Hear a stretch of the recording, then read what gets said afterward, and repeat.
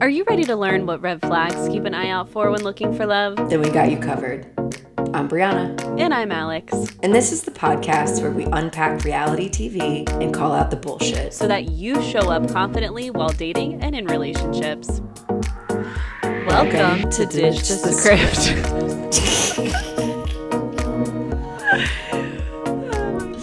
I love it. Wow. Hey. Oh my gosh, I have missed our countdown dances so much. Me too, they give me life. We are back. We're back. Welcome back to America.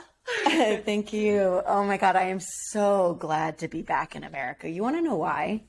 Tell me why, If you bitch. go out to a restaurant, you can have the option to order vegetables in America. Oh, I love that. Yeah. Don't get me wrong. Like that. the produce available in Italy looked better than any Whole Foods selection I've ever seen with my American eyes.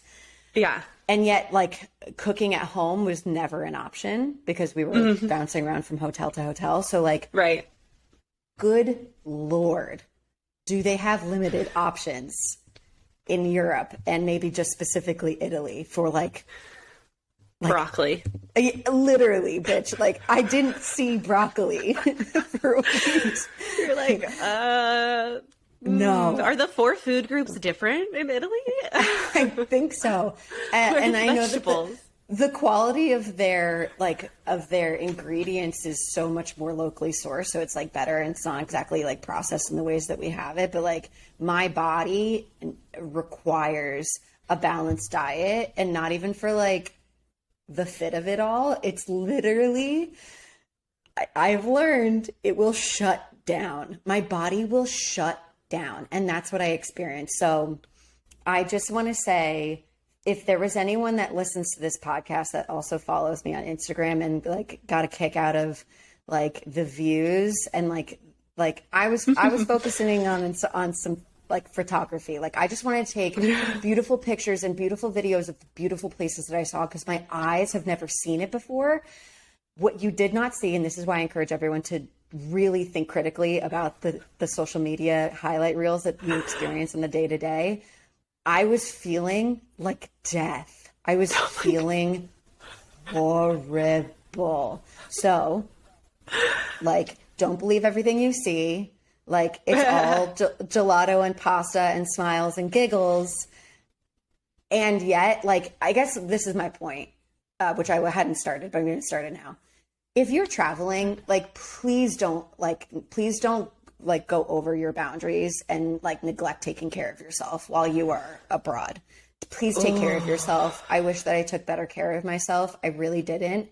And it would have been an effort to make more of an effort to like make sure that my diet was getting more well-rounded nutrients, which again is like literally not for the aesthetic. It's for my life source.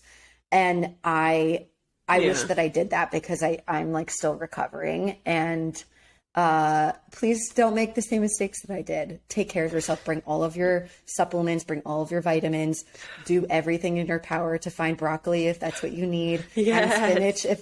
Find the iron dense foods that you need if you need them.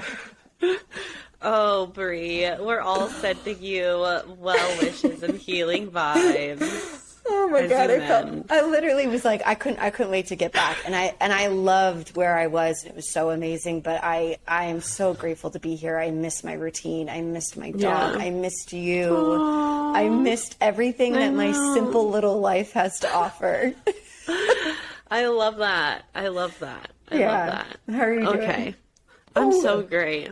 What? You guys, Alex has 2 brand new tattoos. Hey. That's a total of 4 now. 4 tats in a year, bitch. This bitch is yatted and tatted. You can't stop her. Look out. She is intimidating with all of these tattoos. With all of my really scary, girly, basic bitch tattoos. Okay, you want to hear a funny story? Okay, wait, but there's actually a funny story. So, first of all, the tattoos, I wanted to get a pineapple tattoo for a very long time for a few reasons. One, back in the colonial days, pineapples were very expensive because there's a whole story behind my pineapple tattoo. Are you buckled in? Oh, no, I'm strapped in. Let's go. Okay, so back in the colonial days, pineapples were given as a sign of hospitality. Seriously, because what? Because they take so long to grow. Pineapples take 18 months to grow. And so I've been in the hospitality industry for a long time. I also just love pineapples, so I thought that was a fun little thing. But then I also have a mentor who, because of the length of time it requires to grow a pineapple, her whole like mentality and mindset around growing a business is pineapple season is coming. So like you plant the pineapple, and even though it takes time to grow a business, it's all coming, right? So it's my God, beautiful. Yeah. So we get to this shop, and then I also got the other tattoo I got was gratitude as well, like just tattooed on my body. Because if you remember back to our whatever episode in March, does that mean? Yeah, gratitude means I'm thankful for you, for this life, for this podcast, for so many things. But I don't know if you remember, we were talking like I'm gonna get affirmations tattooed all over my body. It's basically already happening. That's what it is. It's happening. So I get to the tattoo shop, and my tattoo artist name is Fonz. How fucking cool is that? Wow. Yeah, he was just a cool dude with a really cool name. Yeah, and then I'm texting him earlier in the day, and I'm like, he's like, can you send me photos of what you guys want? And I said, sure. So I send him, I'm like, basically, we are getting these basic bitch tattoos. I want a pineapple and gratitude, and my friend wants gratitude and a stingray. Oh my God. Thank you. Yeah, I was going to say sea lion. That was not right. Okay. I'm sorry. Things. A sea lion? What's a sea lion? What the fuck is a sea lion? They're like seals. They look like seals, but they're sea lions. I have never known that. I'm sending you. Oh, good. Wow, that's our mascot. Thing later. Okay, a sea lion. Yeah. So I'm long story short, I'm texting this guy. I send him, I'm like, yeah, we want these basic bitch tattoos. And he's like, classics. And I was like, thank you. It was so funny. Love it.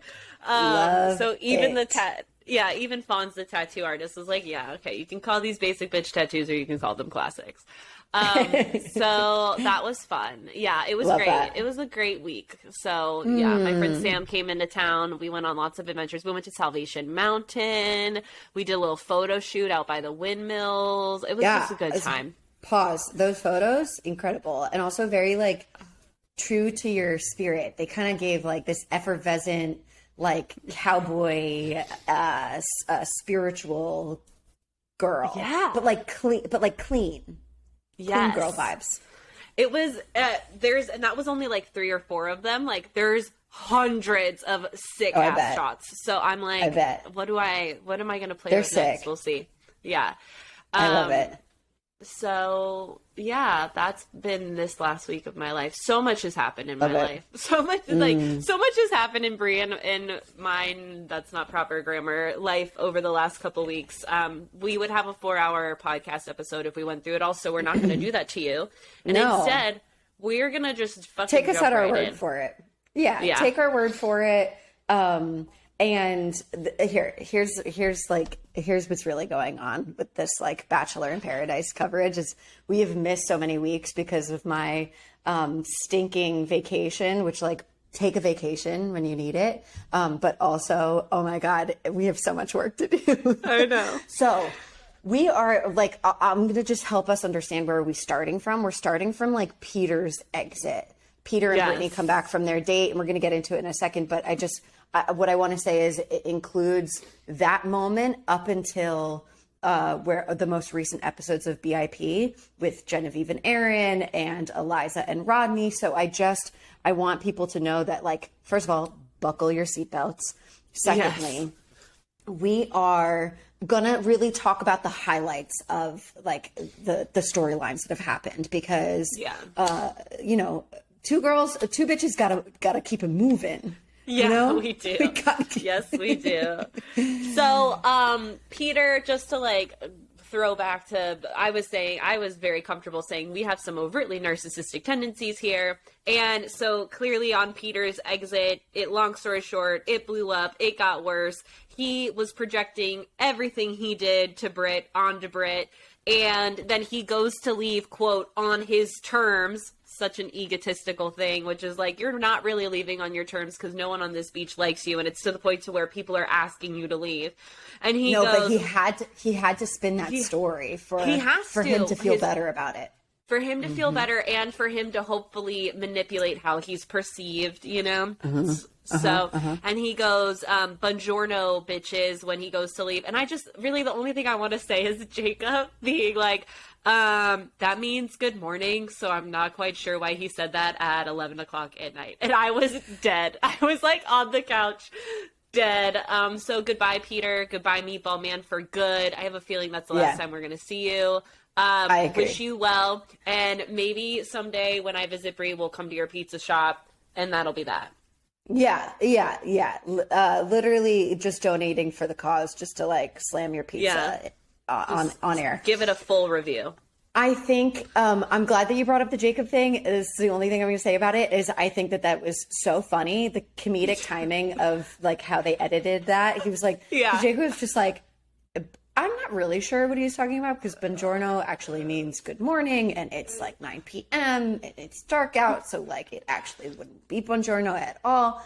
It just all gave the singular message that we were all feeling, which is this dude is a literal idiot, and he's got to go. He's got to go, and he leaves.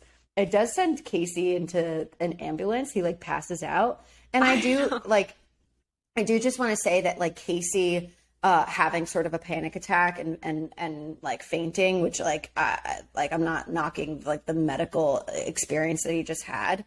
I do think that he caused sort of his own like demise, his own discomfort that led to that panic. Yeah, because he was like he didn't quote and didn't intend to start anything by telling Brittany how Peter was speaking on her. Up until that point, but he was very calculated in when he chose to do that. He could have told Brittany how Peter was talking about her an entire day earlier. You know, like Peter had been confiding in Casey before that, and Casey was just kind of like storing that information. And so I was like, you didn't handle this right, dude. That's just how And Casey admits, he's like, he did that to get a rose. Like, he was like, I'm hoping Brittany, he's like, I'm hoping Brittany will like thank me and basically come back to me, is what he said. So like, moral of the story that we're learning basically all across BIP is be fucking honest, please. And I was just talking to someone about this yesterday about like the fear about vulnerability. It's like we're too scared to just own up like, this is what I really want, this is my intention, this is how I'm feeling. And so we do all these like passive ways of communicating, passive ways of being to get to the end result we want, which is BT Dub's manipulation. So it really bothers me that like Casey, for one, as I don't want to say old, but like as quote unquote mature, because he's like 37, right, on this show, something like that. Like to be one of the older guys still participating in these manipulative behaviors. And I want to validate, like, yes, he wanted to stay on the island. He wants to feel connected with two. So like that's not the issue that he desires that. The issue is how he went about it. So if he had just gone up to Britt the day before when he first caught wind of Peter doing this and was like, girl, I just want to let you know this is what he's going around saying, and like if you want to handle that, great, but I, you know, me having that previous connection with you, I just want to be like a transparent, got your back type human being. This is what I'm witnessing, take it or leave it, deuces. And if he had just done that, it would have been fine, you know? Or if he had gone up to Brittany and been like, I feel like you're a wonderful girl. I'm really sad that our connection didn't work out. It hurts me to know that you're dating this guy or went on a date with this guy named Peter who's saying this behind your back. So heads up, that's what's happening. And instead of it being like, oh, I didn't mean to, like, yes, you did. Yeah. I feel exactly the same. I have no other words to add on to it because you just expressed everything that was in my heart. This same evening also brought us Danielle's entry. So Danielle, as I understand it, is from Nick Viall's season. And what we learn about her, just briefly, of course, there's much more to this. Oh my God, I drew a little rose in these notes. Look at the That's rose. so cute. I love it. Is that our next tattoo? We're going to get roses. Ooh. We're doing it.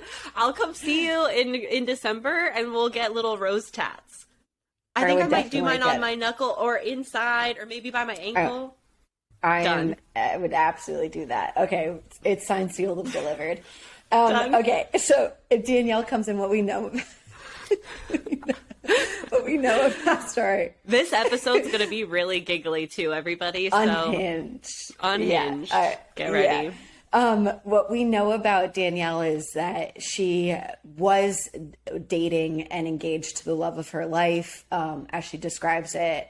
Many years ago, they were engaged to be married, which she tells us very graciously. She's open up about, she is open about telling us that he died from an overdose. He was battling a drug addiction. It's very sad.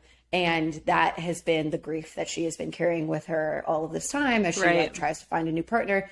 She is in her 30s. She is mature. She knows what she wants. She seems like a very stable woman who seems to have who seems to have really engaged in her own healing.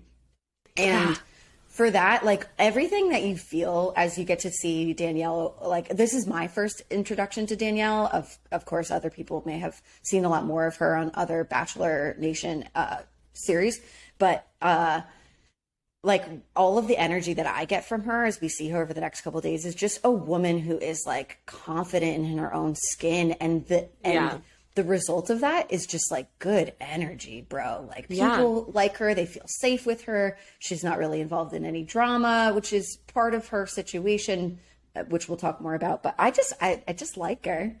I do too. I like Danny a lot. I'm still concerned about Michael. 100%. I am too. Okay, so let's talk about that. They go on a one-on-one. Okay.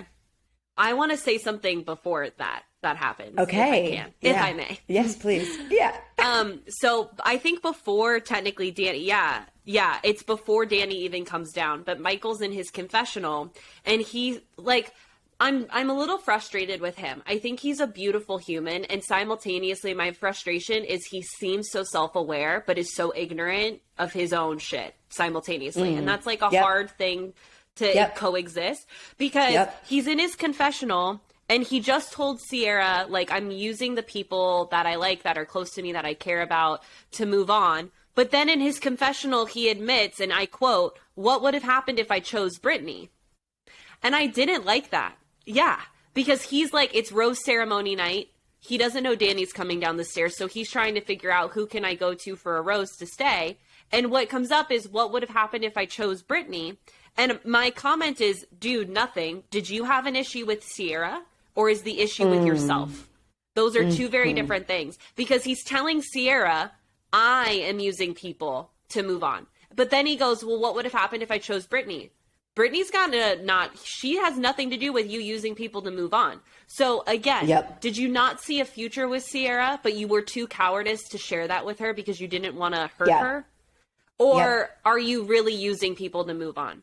And so I love Danny for him. I think out of everyone we've seen so far, that match makes so much sense. They can bond. I mean, it's low-key trauma bonding a little bit over the... Girl, I felt the exact same way. We're going to talk about it. Yeah, so we'll dig into that in a second, but like, you know, I get that there's camaraderie there in the sense of like, I understand what you've been through because I've been through something similar. I get that. Yeah. But I'm still concerned because of the own, like, two different answers I've heard from Michael's mouth. Like, he's saying, I'm doing this, but then he's saying, well, what would have happened if I chose someone else? This is why self-awareness is so important when establishing healthy relationships. Please, this is a huge, like, valuable golden ticket here. You need to know, is this my shit or is this something within the relationship? If you cannot discern the difference between how am I contributing to this, what is my part in this, how can I make sure I don't participate in this own toxic dynamic of mine moving forward, or is it, this is triggering me within this relationship, how can I communicate through this trigger with this person and grow and evolve as a couple? Or are we not compatible in the sense that like we don't have the same life experience? We're not in the same place in life. We don't have the same values for how we want the future of our lives to look. Like, those are two very different things. So please do your due diligence of the self-aware journey of like knowing what's yours and what's with the other person. You know? Absolutely. Yeah. Snaps. I totally agree. I think that's a great way to sum up like the in-between dialogue that I really wish Michael was having, or maybe one of his friends that he's close with that's on this island, like, or the beach could be having with him, to be like, dude, like, we just went through this. Like, how are we dealing with this? Because instead what we're getting televised to us, which is he's stressed. He's thinking, okay, my time on this beach is done. And Danny comes down and he's like, oh my gosh, this is a person I have wanted. And it's like, dude, do you like her, or are you just grateful to be saved because you know that you're going to be saved? Right. Yeah. And so from what I understand, it sounds like they were friends. Like they had some conversation previously. And so now they're they like Instagram DM'd. Yeah. And now they're like exploring a connection. And it seems like it's going great. Like it really does. It seems like Michael feels, I think what he feels with Danny that he might not have felt with Sarah is because of the understanding. He feels more safe to be emotionally vulnerable with Danny. Great. Okay, cool. But I am concerned about the trauma bonding aspect, because it's like, you guys can talk about Nick and Laura, her ex is Nick, right? Is that I think so. Okay. I think so. But my point is, you guys can talk about your late romantic partners and like with so much respect. And I think that that's beautiful. And simultaneously, you guys need to focus on the two of you and what you're building and creating together, because otherwise it's just, we're together because of what we can talk about our late romantic partners. Yeah. I agree. Like, I think the trauma bonding was inevitable because of their similar shared 100%. Experiences. But what I take issue with is the way that the show highlights and favors that emotional bonding, which was trauma bonding. And the show, the edits, and the way that the audience is intended to receive it is, this is so great. This is what we're looking for. And isn't this such a wonderful connection that they both have in common? But it doesn't absolve them from the work that they both need to do. And I know more about what Michael may need to do because of what he shared with us and what we saw in his behavior with Sierra, which is like, listen, like, you might still get to a place where your partner, in this case, it might be Danny, wants to pursue things with you, wants to take on a serious position in your life and with your son's life. And you might still not feel ready. So what are you doing to take into consideration that barrier for you, that challenge, that personal challenge for you, which is valid and needs your attention? Yeah. You know?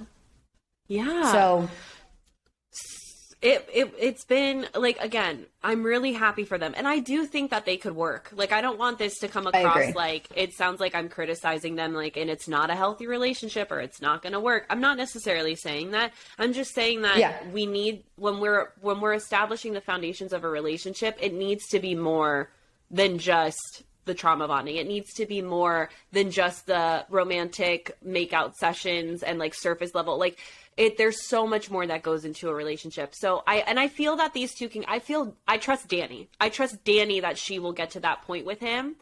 And we'll see what happens. But if Michael, sorry. What? No, go for it. I was just going to say, because Danny seems further along in her healing journey, I think that she can inspire a lot of growth from Michael in his own healing too. But if Michael doesn't actually take action and do his own work on his own time outside of his relationship with Danny is going to end up most likely being like, that'll be an energetic drain for her to carry all the time. And so 100%. That is my biggest concern, is like, he needs to dig in, you know? It's no relationship is just going to like fit and make it work so you can avoid the internal work. That's not how it works. So yeah. I agree. It. I think if this was a more evolved show, what they would be airing is more of the conversations that I hope are developing between Danny and Michael as they continue to spend time at the beach, and their relationships aren't really being tested. They don't have other people coming down on the beach that they're interested in. They're not caught in the geometry beach, as it's been coined by Johnny. I know. So like what I would love to see, which I know is not as good of television as like everything else that's going on, but would be really like lovely for us, I think, would be to see like them talking about like, okay, so based on what we've been through and how that does bond us, what are the things that could possibly come up that we've been going through in our previous failed relationships that like we can bring into this relationship and try to work on? How do we be on each other's teams to navigate the barriers that are sort of cyclical for us as individuals every time we enter a new romantic space, right? Not going to see it. Okay, I have an interesting question to ask you. Yeah. Do you feel that it's imperative that our partners truly understand everything we've been through? No. I don't know if it's possible. Thank you.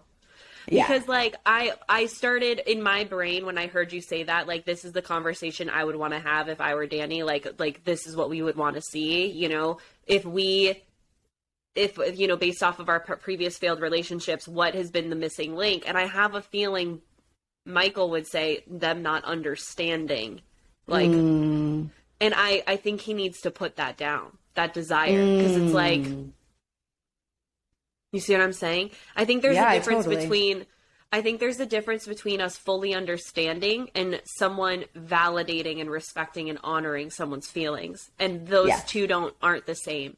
And so I think what really matters for Michael is he needs someone who can validate and understand and listen and hold that space. But what I think in his mind is I need someone to understand and feel the same pain that I have felt in order for me to be in a relationship with them. And that is a very small dating pool that's very limited. And to what point? It's great that they can understand you, and then what? Yeah. And I think a lot of times we get caught up in that. I need someone to understand. They just don't understand. Yeah. No one can take up the exact space that you have at the place in your life that you have been in. So no one's going to understand everything that you feel and everything that you've been going through. Also, like, it's not possible to relay all of the details of everything that you've learned about yourself through your experiences to another person that's catching you at a certain stage of your life. I think, and on the other hand, just because you're dating someone like Michael and Danny who have a similar, certainly not the same, it's not the same, but a similar shared experience, it still doesn't mean that she's going to understand everything that you feel at the stage of your life. So if that's what you're expecting out of her because you've engaged in this trauma bonding that was so expanded upon in this show, then you're always going to feel let down. Yeah. Yeah. So he should call us. He should call us. I want to talk to that poor man. Yeah. Me too. All right. Next. Okay. So the next day, what ends up happening is what Alex and I are going to call it's the beginning of, but the Casa Amor Bachelor in Paradise style ripoff. Absolutely. I think listen, I'm not a person who makes business out of putting words in other people's mouths, although as a therapist I actually feel like maybe I do. Anyway, I'm going to unpack that another time.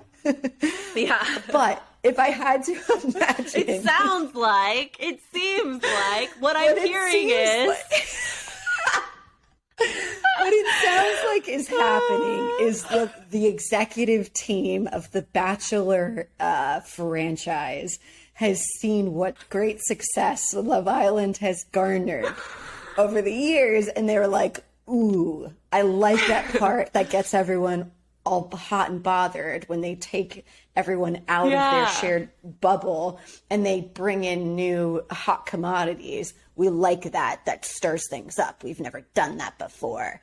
Yeah. Let's make it happen. And they literally ripped it off, but they did it in a way that just caused actual mental turmoil Yeah, it was. And by the way, like, I'm just gonna say this again. This is bullshit. I'm so tired of this. Like, let's test.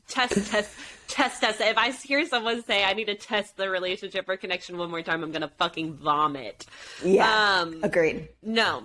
So yeah, they did. They did it in a really fucked up way, because at least what's great about the UK Love Island OG Casa Amor version is, like, it's very clear what the parameters of that are. Like, you know, girls or guys go to a different villa. There's going to be other people there for that group that's being removed, right? But they didn't do that with BIP. They just were like, girls, you're getting kicked out. Bye. So and here are the new girls, which let us show you who the new girls are before you leave, to, like, plant all these self-doubt insecurities in your mind.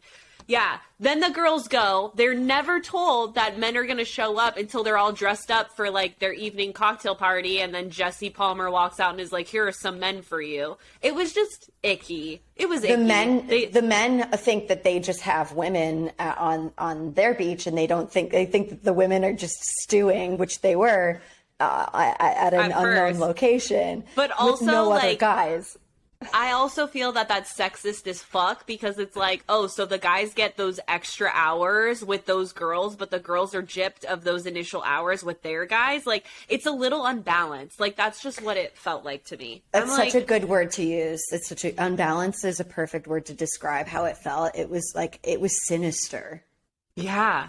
Yeah, I didn't for like the it. sake of reality TV. Like, come on. Yeah. Come on. Yeah. Do better. Also, that's not your move. That's Love Island's move. Stick to BIP. Because, let me, like, chime in here. I thought there was a part of me that felt, and I understand why they did it, because Danny and Michael were, like, brand new, but I felt that that was a little fucked up. That it's like, we're going to torture all of the younger kids, but because you two have been through some shit, we're not going to test your relationship. We'll let you, like, stay. You're new. Grow. Danny, you get to, yeah. And it's like, if this show was really about finding love, it wouldn't be let's test all of these connections. It would be let's let all these people be on a beach and see what happens. You know what I mean? No, it's just about, like, I really felt like the contestants of this show are the victims of this entire experience, when, like, they're supposed to be, I don't know if this is what they're supposed to be, but my heart wants them to be, like, the part of the characters of the storylines that are supposed to create love stories or, like, breakup stories or whatever. And instead, I just feel like it's this weird fucked up way of torturing them with whatever gimmicky twists and turns that they can create as a production or an I don't even want to blame the production team, but as an executive team. And then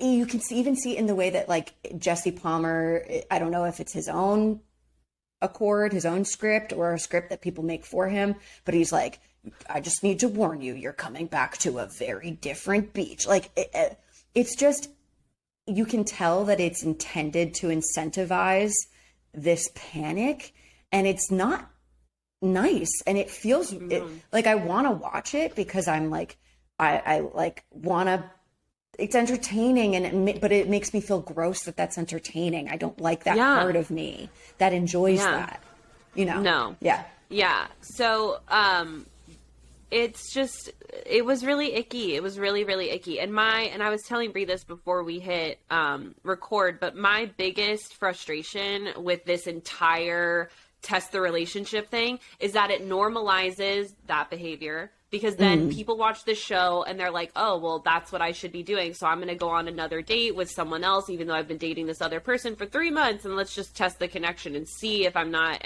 And so it normalizes toxic behaviors that end up fucking triggering so gnarly abandonment wounds and trauma responses within other people that it's like, we cannot, as a collective, I'm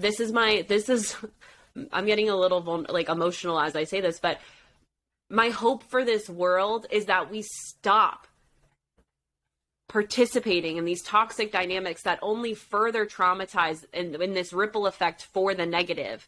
Right? It only further fuels and ignites these wounds of neglect and abandonment and fears and, like, cheating and like all of these things, lack of trust, where you're impacting more than just your own world when you do that. And we see that on this beach. You impact the whole fucking beach when something like that happens, right? Yeah. It's no different on the global aspect, which, if we draw the other parallel of collective healing, collective healthy boundaries, collective healthy communication, think of what it would do for that beach, aka the world. So it's like, I really, that's my goal in life, is like, please, can we put down the toxic, crazy shit? Yeah. I'm over it. Yeah, it's a very, and I appreciate you sharing that, because I'm 110% with you. If we continue to normalize this, like, well, we're in this position, which they are, but so this is, we're going to test the relationship, and we're going to find out who's strong, which relationships are strong. Like, nah, that's not what we're finding out. We're not finding out whose relationships are strong. We're finding out what kind of attachment styles everyone has. 100%. Yeah. And it doesn't necessarily mean that like everyone who comes back and didn't wasn't tempted or didn't give in to temptation is a strong, healthy couple. It just means that they were really scared of the outcomes of what might happen if they did. So it's leaving too much up to chance. It's leaving a lot of room for excuses, instead of being in a position to be like, I'm a person who is in charge of my own decision making, and while I'm given this opportunity to connect with all of these people, I'm considering that the connection that I have, and the connection that I have makes me feel like I don't really want to risk it. And I really think that I just want to stick with the connection that I have. Or, interesting, all of these new people make me feel like maybe the connection that I'm thinking about is not as important to me as I thought when it was just us in the bubble. And that's really interesting, and I'm going to take that into consideration. And if that's the case, okay, I'm going to move forward. I'm going to try to connect with these people. I think an interesting, I don't want to say good example of this, is kind of like Jacob. Like, Jacob and Jill, and I want to talk about Jill, but like Jacob and Jill had a really vulnerable, spiritual kind of one-on-one the day before, and they both sort of realized like, oh my God, we're both like really goofy, but we can be kind of serious with each other when we want to be, and we have a lot of fun together. And this is a good connection to explore. And I really feel like they didn't get enough time to just like dive into it and really explore it. Because next thing you know, the Casa Amor experience starts. Jill's plucked. Her trauma response is alive and well. And Jacob is I think that he's a well-intended, sincere person, but he's also like exhibits some of the things that personally, me, a personal opinion, I get really frustrated about men in general. And I hate to be super general about this, but I'm gonna be. It's like, it's this okay. Like, ooh, interesting, hot girls, interesting, I want to talk to them. His behavior and how he like went about flirting with all of these people, I found to be really disrespectful of the connection that he made at first. I do appreciate that even though his connections didn't work out the way that he fully threw his whole body, and I mean that with my chest, literal, yeah, his whole body into those new girls.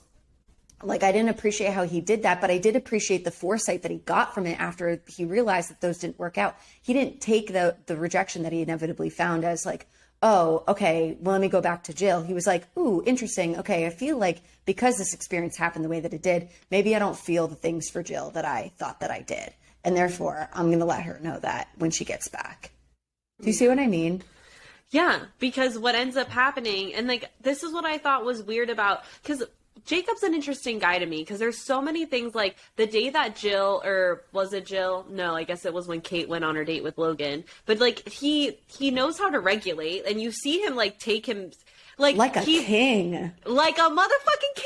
I'm like, you're a gem. I like you. Like, there's a part of me that's like, I love that you do that, and you're so intentional with like, I need more time. I'm gonna go meditate a second time today because I'm in my feels. Like I love that. I love that. But then he makes, like you said, like it's this primal thing that like. And this is why I actually really value Victoria F. I have been loving her this go around, which we can talk more about later. But there's so many like these primal needs. Like, I don't want to hold it against all people that when we see someone attractive, that we're gonna think or glance or something. We have a primal need to procreate. However, we are in full control of that primal need. Like, we can absolutely be like, okay, I acknowledge that person's attractive and I'm going to move on with my life. Or we can, as Brie was saying, be like, oh my God, attractive person. I can't think of anything else. Boner. Oh my God, I need to do something about what I'm feeling downstairs. Like, right? So Jacob sees Kate and literally is like, tells in his confessional, even though I like Jill and I don't want to ruin it, I want to explore this thing that I feel with Kate because I'm getting butterflies.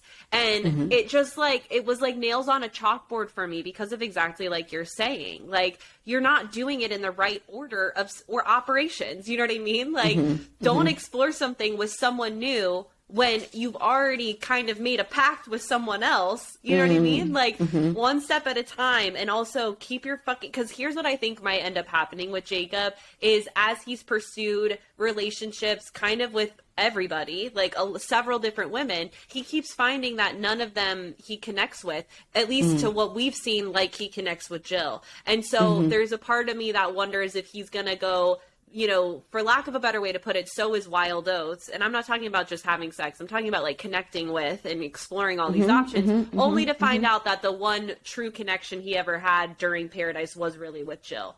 But he got distracted because of his primal shit. So, and how often do we see this in our normal day-to-day life? All of the time. It doesn't just happen on the beach. So, warning for anyone who listens to this, who may resonate with a little bit with Jacob, that's something to explore within yourself. Yeah. Oh, and poor Jill was like clutching her crystals that she got from the one-on-one day. I wanted to cry for her. I also, there was two parts of me that were trying to speak and wanted to speak to Jill at the same time. The one part was like, oh my God, girl, I'm so feeling for you. And I just want to hug you and tell you that like whatever happens, like it's all going to be okay. You're going to be okay. Like this isn't happening to you. It's just like the shit of life and reality television. You're going to be fine. You are a special human being. And then this other part of me wanted to be like, snap out of it. Wake up. Like, like don't like, yes, surrender to your feelings, but also like give yourself the opportunity to like open your eyes to these other people that are here. Just give, like, just be open to a conversation, be open to like being like getting interested, curious about who they are. Like, you don't have to be super jazzed about it, but like spend some time feeling your feels and then like maybe like have a cocktail with someone, like do a thing. But I understood why she may have been limited in her ability to do that. And I can't fault her for it because I don't live in her body. Yeah. Jill. I don't really have anything else to add to that. No, me neither. The only thing that's relevant about what we're talking about right now is to talk about Kate. Because Kate is a big character over the next couple of weeks. So Kate sets her sight on Jacob. And my experience of Kate is that while I do find her to be quite grounded, her awareness of what's going on with herself and everyone else around her seems to be quite like in tune. And again, personal opinion, this is just something I share. I feel that she uses that skill and that insight of herself and everyone around her to be quite calculated. She is a calculated gal. And if I'm being honest, it seems like I don't want to say like she's using it for the wrong reasons, but like the vibes that I'm getting, and granted, edited show, clipped to reality perfection, what I'm getting from all of that is like she set her sights on Jacob because Jacob's an easy landing pad. He wears his heart on his sleeve. Yeah. He wears his heart on his sleeve. He's obviously going to stick his tongue in anyone who he thinks is sexy. And she's like, oh, I could have fun with him. Like, I didn't think that she was really trying to connect with him. It was a rose. Yeah, I'm even, and it was like a connection to help buy her a little bit of time to like get to know some of the other guys.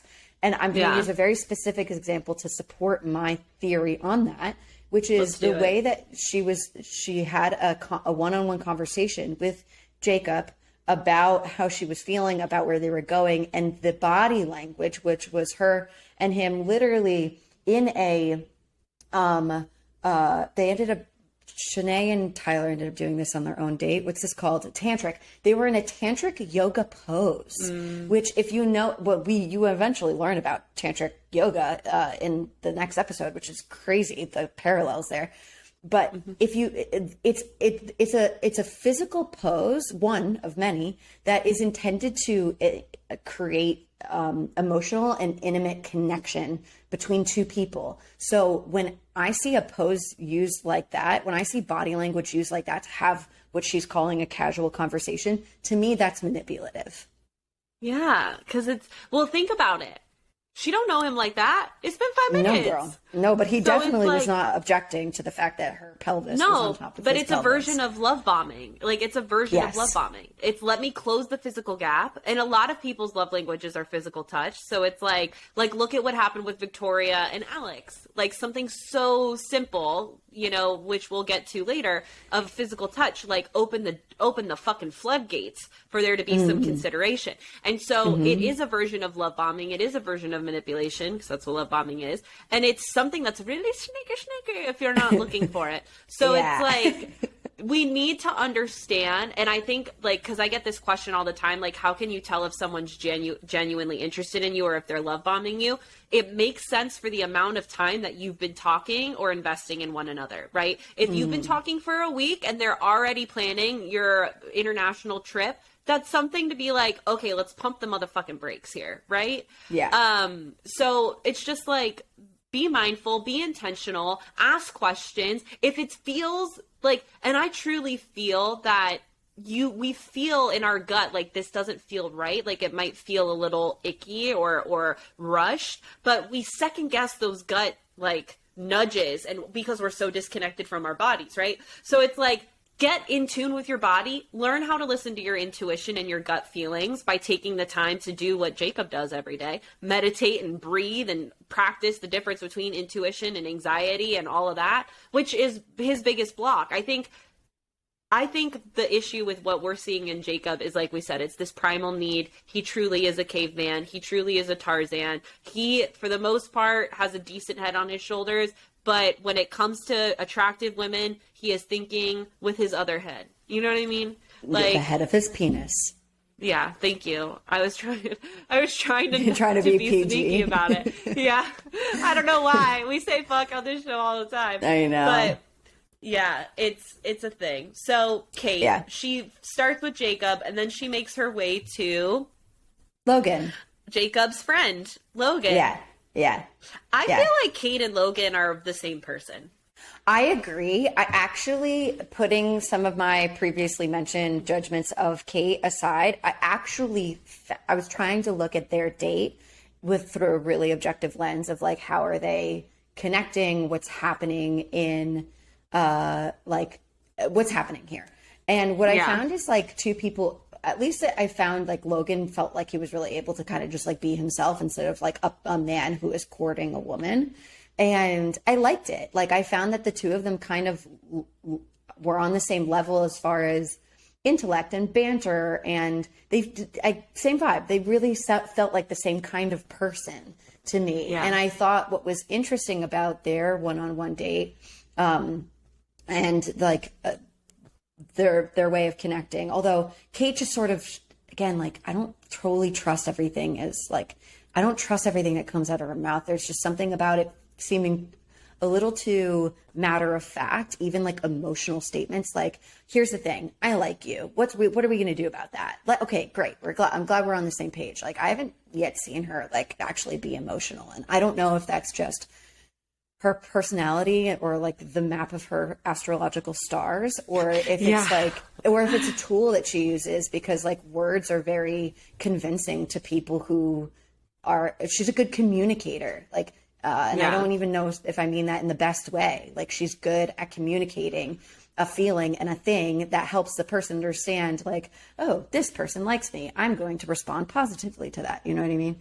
So I did like their connection. I did appreciate that, like, Logan felt like in their date, he was like, wow, this is something that I feel is really worth sticking with. So I've made up my mind on how I feel about Shanae. I've made up my mind on how I feel about Sarah, which was another new girl that he was connecting with. And therefore, like, I feel strong enough and I want to go all in. Yeah. What do you think? No. I thought that to use his words, he was like, Kate hits me like a hurricane. I feel like that is a red flag.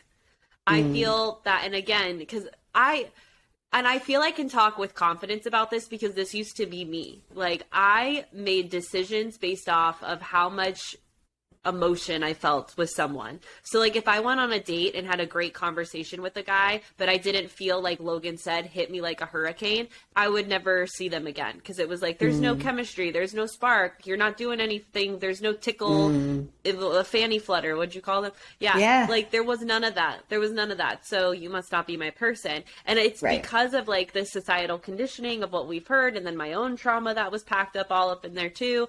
And so my issue with what I see with Logan and Kate is, I agree with Kate. I think the way she treated her friend Sarah tells me everything I need to know about Kate. I don't trust Kate. I think she's super icky. Yeah. I would never do that to you. I would never do that to one of my friends. Same. So the fact that and if I did, like, let's say you and I were on a beach and we had a crush on the same guy, I would talk to you about it first. I'd be like, breathe. I was like, I would pull you for a chat and I would be like, I have to share some really uncomfortable shit, and I would probably cry because of the amount of guilt and shame I would feel. But I would want to be honest with you before I even told the other guy how I felt about him. I would start it with you. I totally agree. So I truly feel that in that instance, because Sarah, like, just to backtrack a little, Sarah and Logan go on a date first. They have a wonderful time. It's super romantic. They seem to connect pretty well. And then literally, like, the next day, Kate and Logan are, like, throwing a grenade on the beach and going on a date together. And Kate does not approach Sarah to talk about it, like, at all. So it really, that told me enough about her right there. So yeah, I feel like she's calculated. I feel, and we only see that more in this most recent episode too. So yeah, Kate, she's on my radar. Kate, to me, Kate's looking for a date. Kate is out here looking for a date. I have a feeling that Kate is going to be someone that we talk a lot about in the coming weeks of BIP. But for now, while we're in the Casa Amor sponsored by BIP experience, I want to talk quickly about just like the flip side of Logan, which is Shanae. Shanae, listen, Shanae is open to whatever is coming Shanae's way. There's a part of me that like loves that about her, but also feels like you're being a little reckless with your heart and the hearts of others. Because if you really felt super strongly about your connection with Logan, that you went through a lot to sort of make a firm decision on in the last rose ceremony, then she would have thought twice about like throwing herself into the mix of, she almost fucked Tyler, dude. I know. She and I get it. Like she was only following her body's response, and I totally understand that. But she, I felt a little bit reckless. In the case of what are you here for? Are you here for a fuck, or are you here to find a partner? Because I'm not getting that you're doing both. No, yeah, and I really feel like she has a few attitudes of like rules for thee and not for me. Like she and Logan initially, it seemed like they kind of were not going to be open to other things, but then she gets there, immediately goes on a date with Tyler. Meanwhile, she doesn't know, but Logan's going on a date with Sarah. And then when the whole, which we'll talk about soon eventually, but Tyler Brittany thing happens, Shanae blows up and starts to say, I'll cut Logan's dick off if he changes his mind. And meanwhile, Logan's doing that. So it's like, you can't, it's interesting to me that she feels she's allowed to explore things, but God forbid if Logan explores things, he's going to be in trouble. And it's like, you can't treat others the way you want to be treated, like, God, if we could just listen to that kindergarten rule and move through life as that badge of honor, things would be so different on this planet. Okay. Totally. Yeah. I agree. I have the same issue with it. Like I don't have an issue with Shanae taking Tyler out on a date. Granted, the tantric yoga pose date, this is structured by Bachelor producers, not the couple, not the people, but like that is a date that's going to lead people to forming a physical and emotional bond. Without, it's sort of like playing Cupid in the most IRL sense. I know. So that I find to be not listen, I think tantric yoga is an amazing tool to use for a couple. Oh my God, I fucking love it. Yeah. Yeah. For a couple who has agreed to enter that experience. But a first date. Consent. Yeah. A first date, you're playing God. So yeah. I think that was interesting. But what's interesting to me is that, like, so I'm fast forwarding a little bit just to like close the loop on the Shanae conversation. But like Shanae comes back to the beach because Tyler and Brittany connect. I have nothing else to say about Tyler and Brittany other than like, I'm excited for them. Great. Good for them. The Carry end. on. Do your thing. The end. I'm glad we're on the same page about that. But because Shanae's ego is wounded from that experience because she's feeling that rejection, it's very clear that Shanae's response to her ego being slighted in on her romantic highway is to hop on the lap of someone else, so to speak. So for her to like get on the saddle with someone else, it's how she makes herself feel better. It's how she feels like she establishes her position of power. Like she wants to be seen as a person who is fuckable and lovable, and she doesn't want that to be in question because rejection makes her feel like those things are in question. So when she comes back to the beach, obviously her sights are back on Logan, despite the fact that she was just like fully crushing on Tyler. And she gets really frustrated. But she doesn't mention anything about Logan at first. And that's what the fuck. And that is what I'm surprised about. I am surprised that not only that didn't come up in conversation, but that no one from the girl side or the guy's side have like brought that up, found that out, brought that up. Listen, if this was Love Island, everything gets aired in the villa. Everything. Yeah. Yeah. And it forces them to have the conversations, you know? It's like, God, could you imagine on that movie night date where if they did that on VIP, blood would be spilled. Listen. Like, Bachelor, which is probably why they don't. Exactly. Yeah. Bachelor executives. If you're going to rip off Casa Amor, at least do it well. Yeah. At least do it well. Do it well. Take notes. For real. Like, don't half-ass it. Yeah. Don't. Either stay in your lane or glow up, but don't do this, like, we're going to try and, like, but not fully commit to doing it the right way. Yeah. No. Yeah. So, and it was just interesting. Yeah. It was... Woo-wee. So now who's next? We did Shanae. We got to talk about Victoria and Alex and Johnny.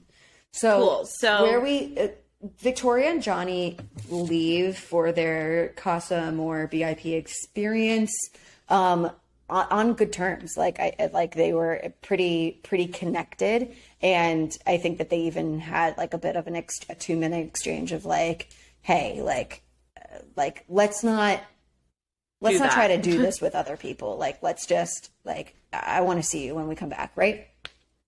And when they leave, Victoria is, like, very much, she's sad. She misses Johnny. She wants to connect with him. She's holding her shit together.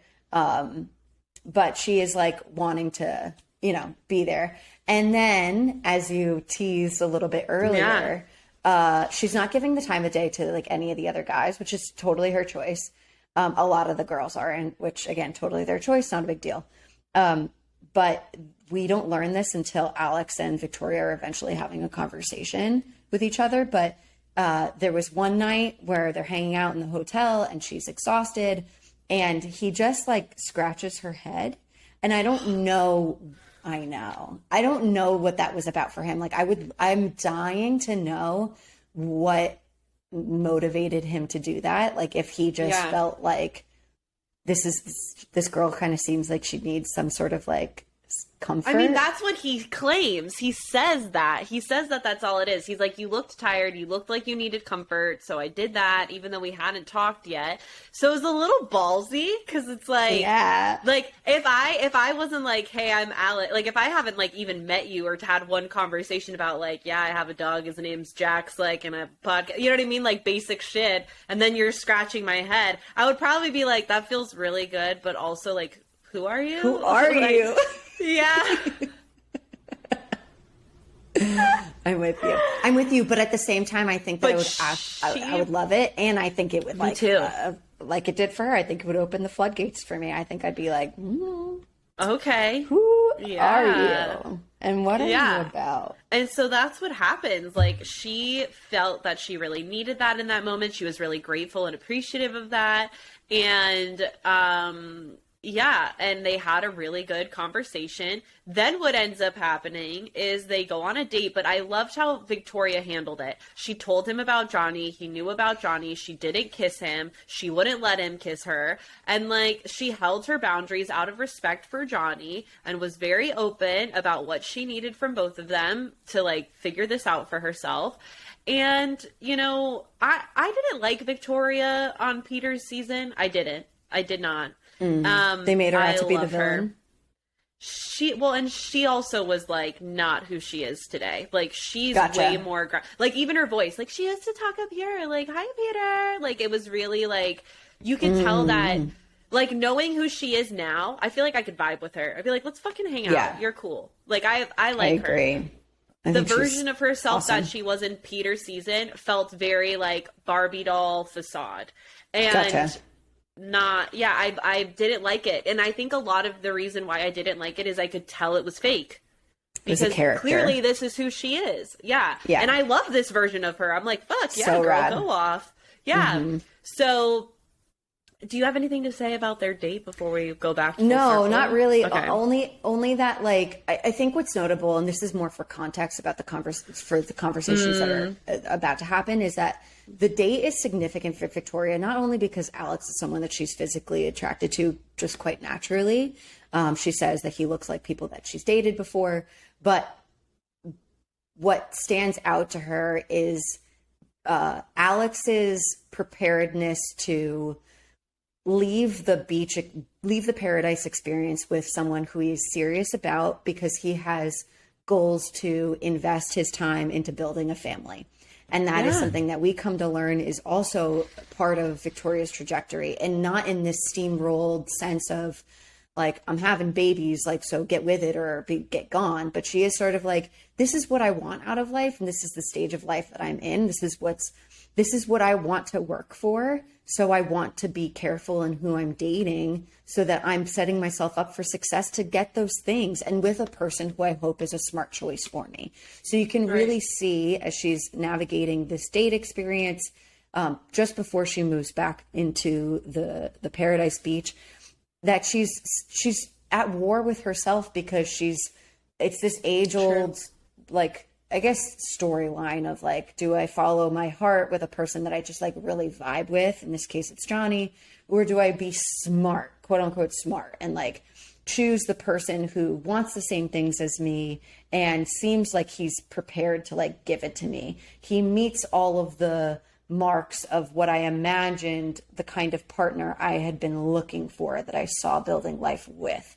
And I feel for her, and I think it's a really difficult decision to make, especially one in such a pressured environment. So true. Yeah. I mean, the practitioner side of me is like, pick the one who has the same values as you. Me too. But I also want to honor and respect the emotional connection, because it could be that neither of these guys are a great fit for her.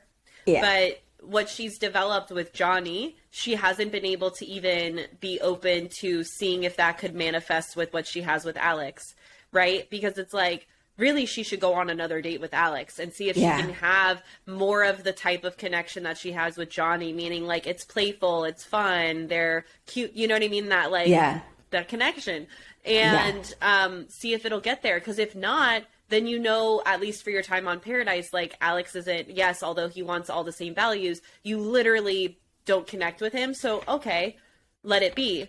Right. But simultaneously, I don't foresee her growing old with Johnny. I don't. Yeah.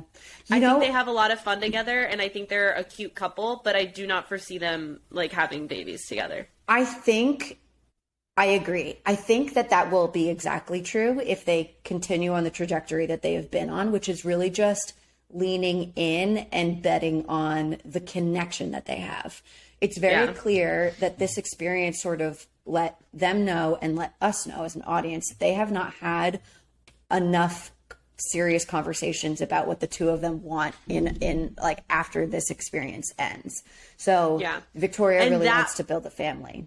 Yes. Yeah. And part of that is because Johnny was like, I'm not getting engaged. Like he came down to this thing stating that with Victoria. So why would Victoria talk about babies and shit with him? You know, he just came off of Gabby's and Rachel's season with Gabby leaving the end of their experience in the show. He got really far because he wasn't ready for an engagement, you know? So like, this is clearly a personal block for him right now, where it's a window into where he's at in his life. And I do think that sometimes you meet someone, you're like, you know what, I haven't wanted to do this, but now I've met someone who I feel like I could do this with. And I want to give him that benefit of the doubt, but I think that Johnny and Victoria will end up like just imploding if they don't commit to having those conversations. Their one-on-one date, I think, was a really good opener for them to be vulnerable, because it seems that Victoria is very open to that. She really welcomed that experience. And I think Johnny really struggles with it. And I give him grace for that being difficult for him to do. But I'm glad that he eventually kind of got there. And to me, again, practitioner brain, I said, great. And then what? You know, like that's so good. Now take this skill or this knowing that the two of you can be vulnerable and you can hold space for each other and it's safe to do so, and continue to do that, because y'all have a lot to talk about. Yeah. And like, can we talk about how you're working on all those fears and insecurities? Like, you know, because I think a lot of times people are like, yeah, I'm really self-aware, but then what the fuck are you doing with that? It's great to know, like, this is how I self-sabotage. These are my deepest fears and insecurities. This is how I've ruined all of my past relationships and why I'm single right now. But that's fucking great. It's not going to solve the problem. What are you doing about it? How are you healing? How are you working on your fears and insecurities? How are you showing up differently now than you showed up in your previous relationships? So often, people are like, I know my issues, I know my toxic traits, I know me, but they don't do anything about it. And then they wonder why I'm so self-aware. Why isn't this working out for me? Because you can sit in your awareness all you fucking want. If you're not growing from that awareness, so what? You know? Preach. Fucking preach. Preach. Amen. I could not agree more. I fully agree. Yeah, it's like I feel for them. This is what like makes me sad for a lot of folks that are like that, is because they are beautiful people and they have so much potential, but they hard stop after the awareness part, and it's like, what's next? And then what? Like you said. And then what? Because like we're letting a lot of good connections that could probably, like, I'm not saying give up and don't take seriously the partner that you choose, that you just really vibe with and you have a really good friendship with and that like you have really good sex with. I'm not saying don't take that seriously and only choose like the wiser, quote, wiser choice. But what I'm saying is if that you want that soul fulfilling connection to work, y'all got to talk about the difficult stuff. You have to talk about it. You have to be committed to figuring out what are the things that are probably going to be working against us because we have a difference in of what we want and how we see this going. You have to talk about it so that you can really, really, truly not waste each other's time. Because this is what Victoria is fearful of. And I really feel for her. I feel like I'm in a very similar, I don't have two people that I'm dating that I'm considering, but like I am in a very similar place in life that she is in, where it's like, I want to date someone that's serious about me and wants the same things as me. And is it foolish of me to just date someone that I feel really excited about and that I feel really good around? Because what's the purpose if they don't want to a family? And then does me continuing to explore a connection with someone that I feel good about but doesn't want the same things as me, does that jeopardize my ability to have the things that I want in life? That's scary. Yeah. And in her case, it does with babies. Like, that's what I'm saying. Yeah, because it's like, you know, for me, like, I'm at a place right now where I'm like, I don't really want kids. And yeah, we don't need to dig into that. But there's a difference between. But we can validate it. Right. But like, well, so what I'm saying is like, I wouldn't date someone who's like Victoria in the sense of like, I want children. Yes. If they know that and I'm like, nah, I'm like 90% sure I don't, then like, I'm not going to waste that person's time no matter how well we connect. You know? Yeah. So it's like, I agree. So it's like, and that's my frustration with the whole Johnny situation is it's like, okay, great. Now you've been vulnerable. And now the other thing is like, Johnny's 25. He's 20 fucking 5. His brain just finished forming. And it's like, can we please normalize like getting married at the age of 30 plus instead of like these young whippersnapper. And I don't even, because it's like, it's not like I'm that much older than him. I'm only 5 years older than him. But the amount of awareness I've gained from the age of 25 to 30 is fucking insane. So it's like, how can you be 25 and be talking about babies when it's like, do you really know what you want for your life at 25? You know? So and some people do. Some people, I want to give credit to some people Victoria could connect with a 25-year-old that was like, I have always wanted to be a dad. I want to be a dad. It's just about me finding the right partner to parent with. And I want it to be someone that I love. And like, you and me are vibing. I think that Johnny is very much a product of a typical 25-year-old mentality, which is he's not understanding where Victoria is truly coming from, which is why he really had an issue of why she was even exploring the idea of Alex. I didn't like that. I did not. Me like neither, that. because it was invalidating, and because they're both not perfect communicators, who is. Victoria found herself like having a hard time trying to fucking like explain where she was coming from, and he was definitely having a hard time understanding it. But he didn't want to listen, and from my perspective, didn't want to listen because he did not want to listen. I agree. He just took it as like rejection, right? So, but really, that like conversation for me was enough of an answer. I was like, "Ooh, girl, if I were you, I would have chose Alex in that moment." I know, but however, I feel the same way that you do. The thing with Alex that this reminded me of is like, have you ever gone? I'm asking you, but have you ever gone on a date with someone where at first introduction or the first like date or two, you were like, wow, this person seems to like have like a lot of the things that I'm looking for. And then you spend a little bit more time with them and you're like, no, not for me. You know what I mean? Like it just, you realize that with that time spent, it just wasn't a vibe. Right. Yeah. Despite having things in connection. I feel like I've definitely had that. And I wonder, I agree with you when you said earlier, like it would have been important for, Alex and Victoria to have more opportunities to like get to know each other. But because the rose ceremony was literally like an evening away around the corner, like she didn't get that time. And Johnny had such a piss poor reaction to it all. She must have felt like I need to choose this person. Otherwise I am going to absolutely lose him forever. But yes, Johnny had this reaction. What? Oh, no, go ahead. I just feel like Alex is the more emotionally mature one out of the two of them. I know, and I think she was caught in a really shitty position. She was. A really shitty position. She was. And I also want to say that she also had way more feelings for him, but that's it. Go ahead. Yeah. You mean for Johnny? Like she was already further along in her feels for Johnny. And so because of that pressure cooker time, she just was like, this is what I know more of. That's interesting. I would agree with that because I feel like I wasn't getting much from Johnny before the Casa Amor experience happened. Same.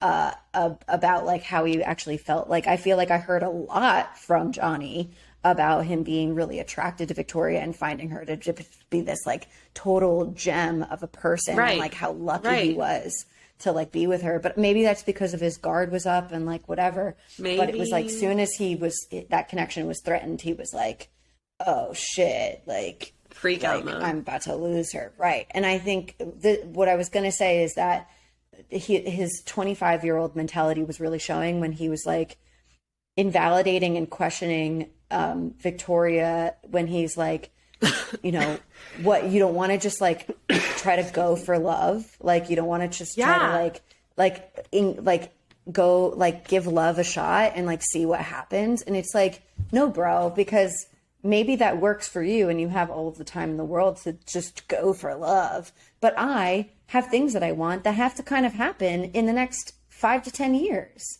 So unfortunately, I don't have that same luxury that you as a 25-year-old have. My bro, my dude. Yeah. I love you. Yeah. And she eventually says that to one of the girls. I think it might have been Shanae. She's like, yeah, but I can't make lifelong decisions based off of my emotions all the time. And it's true. Like Victoria hit the nail on the head there. Cause like, if she was going to make an emotional decision, it would be Johnny. And then what?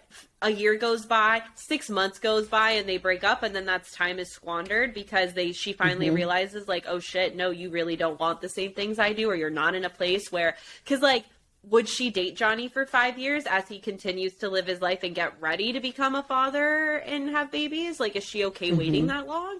If so, then fine, enjoy it and go for love. But if not, then you need to, and this is what she's doing, is she's constantly sitting with herself and weighing the pros and cons of both guys. And I don't envy her. I feel bad because I know she's in a shitty place to like make this kind of if it was real life outside of the island, she could date both guys casually, you know, and see initially like which one. Yeah.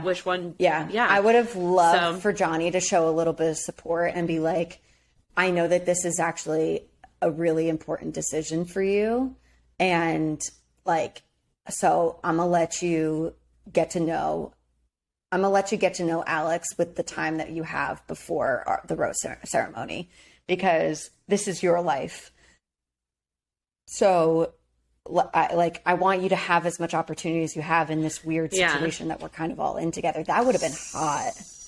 So true. Well, and I think it's really funny because then we see that happen with some of the other relationships and the girls are like, no. So can't wait to talk about the complete opposite, because in the one situation where Victoria is being as emotionally mature and transparent as possible, Alex is being as emotionally mature and transparent as possible, Johnny is the one being emotionally immature and invalidating, really like kind of defensive and argumentative, in my opinion, when he's like, really, like, I just don't know what you have to explore. I just don't understand. Don't you care about me? Don't you want to just like chase me because you love me? And like, it feels really childish and icky. Then you take that and you pile on the fact that he won't acknowledge Alex. He won't have a mature man because his ego is so big and threatened by this guy. He won't acknowledge him until the rose ceremony happens. Victoria ends up choosing Johnny this night. And then he lets Alex comes up because in Johnny's mind, I've won the girl, so now I'll let you talk to me. And Alex was like a gentleman about it. And so it's just like, to me, that's all the proof I need in the kind of partner you're going to be.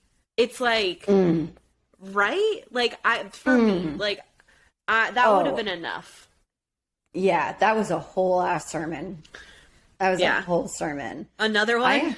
You are. I'm gonna pass the offering buckets around in a second if you want to contribute. Alex, this episode, you have been just straight taking me to church. You've been taking me to church, and I am fucking eating, gobbling all of it up, and I am giving my offerings. I am giving them. Oh, okay. Girl. What's next? Okay, so what we haven't talked about is Lace, Rodney, Eliza, enter Justin, and also Genevieve, Aaron. So all right, let's do. Yeah, who are we doing first? Let's clean up the Rodney circle situation. The Rodney, So Lace leaves with the girls and freaks the fuck out, and poor heart. I know. She's like, latching on to Rodney because I think she has a limiting belief that that was the only option she had, and so she clung to it. So she ends up leaving the villa estates or whatever that the girls are at, goes back to the beach to talk to Rodney. But by then, Rodney has already been on a date with Eliza, I think. He's already really connected. She comes on the evening that Eliza and Rodney return from their one-on-one. And it's important to mention that Eliza and Rodney have really been hitting it off and flirting and connecting since Eliza's arrival and since the girl's departure, which I think anyone could have seen that coming because it was no surprise. Like Lace and Rodney's connection was like kind of surprising. No one really totally understood it. I think that the two of them were just having a good time. And all the while Lace was like really clinging to Rodney because Rodney is a fucking catch.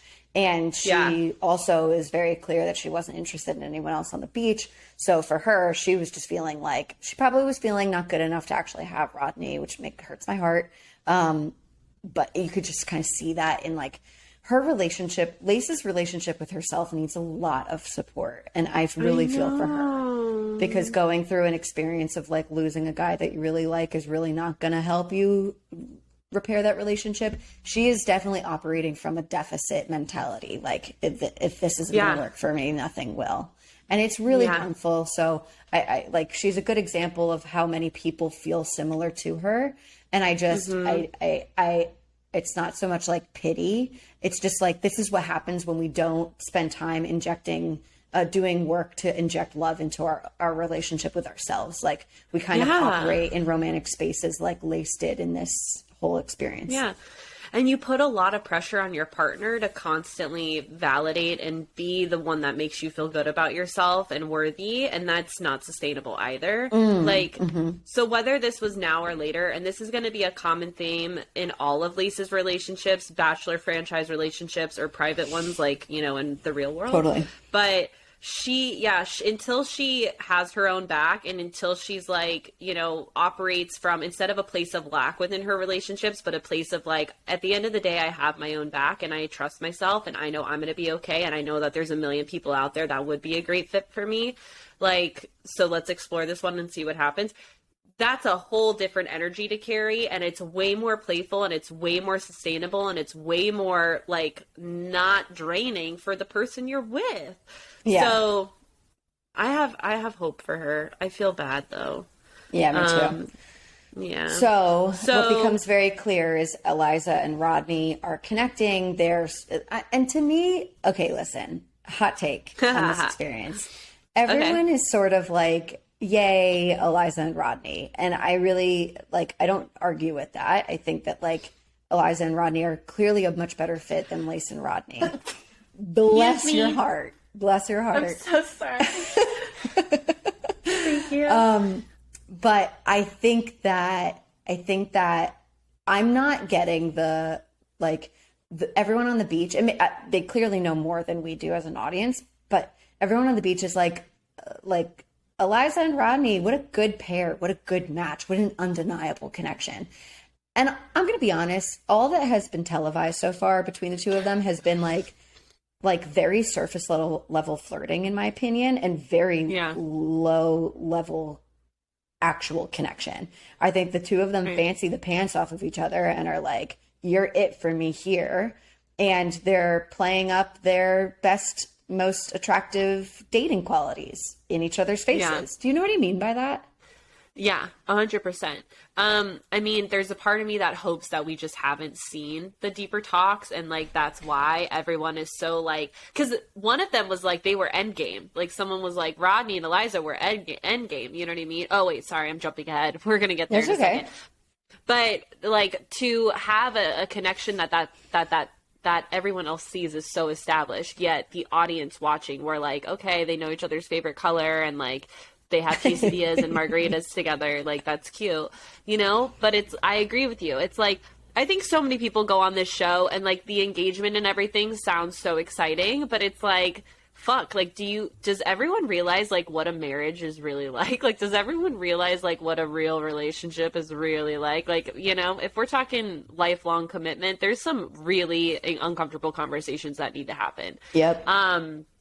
So anyway, yeah, Lace goes home, Eliza's there, and then who's the one that sweeps in? Justin. Oh, Justin. man. Justin comes back. And I am not happy about this. I was really upset about this. Okay, what made you upset? Well, I don't trust him after how he handled himself on the beach the first go around. I don't. Yeah. I think he was really disrespectful to the other women. I think he is very eager to, like, be... I think he wants to be on the beach for the sake of being on the beach, not necessarily because of TV. Like, I don't think he's, like, that kind of guy who's like, I just need to be on this show. I think, and so he's looking for any string, aka girl, that he can pull to, like, make that happen for him. Mm-hmm. So he comes back for Eliza, tells her this whole thing, you know, I only came back for you, da-da-da-da. And Eliza agrees to go on the date with him. And this is where it gets really icky for me. And I kind of lose faith in Eliza. Because she says yes, she agrees to go on the date to Justin's face, then pulls Rodney and secretly hopes that Rodney is going to tell her to not go on the date. So manipulative and icky to me. Not okay. Everything about this made my blood boil, and I agree with you. I didn't appreciate Justin coming back. Like, I just wanted to see someone else, but I understood for, like, a TV plot moment. Like, I get it. Like, it was there to ruffle the feathers of what seems to be, like, a couple that's gonna more or less make it to the end.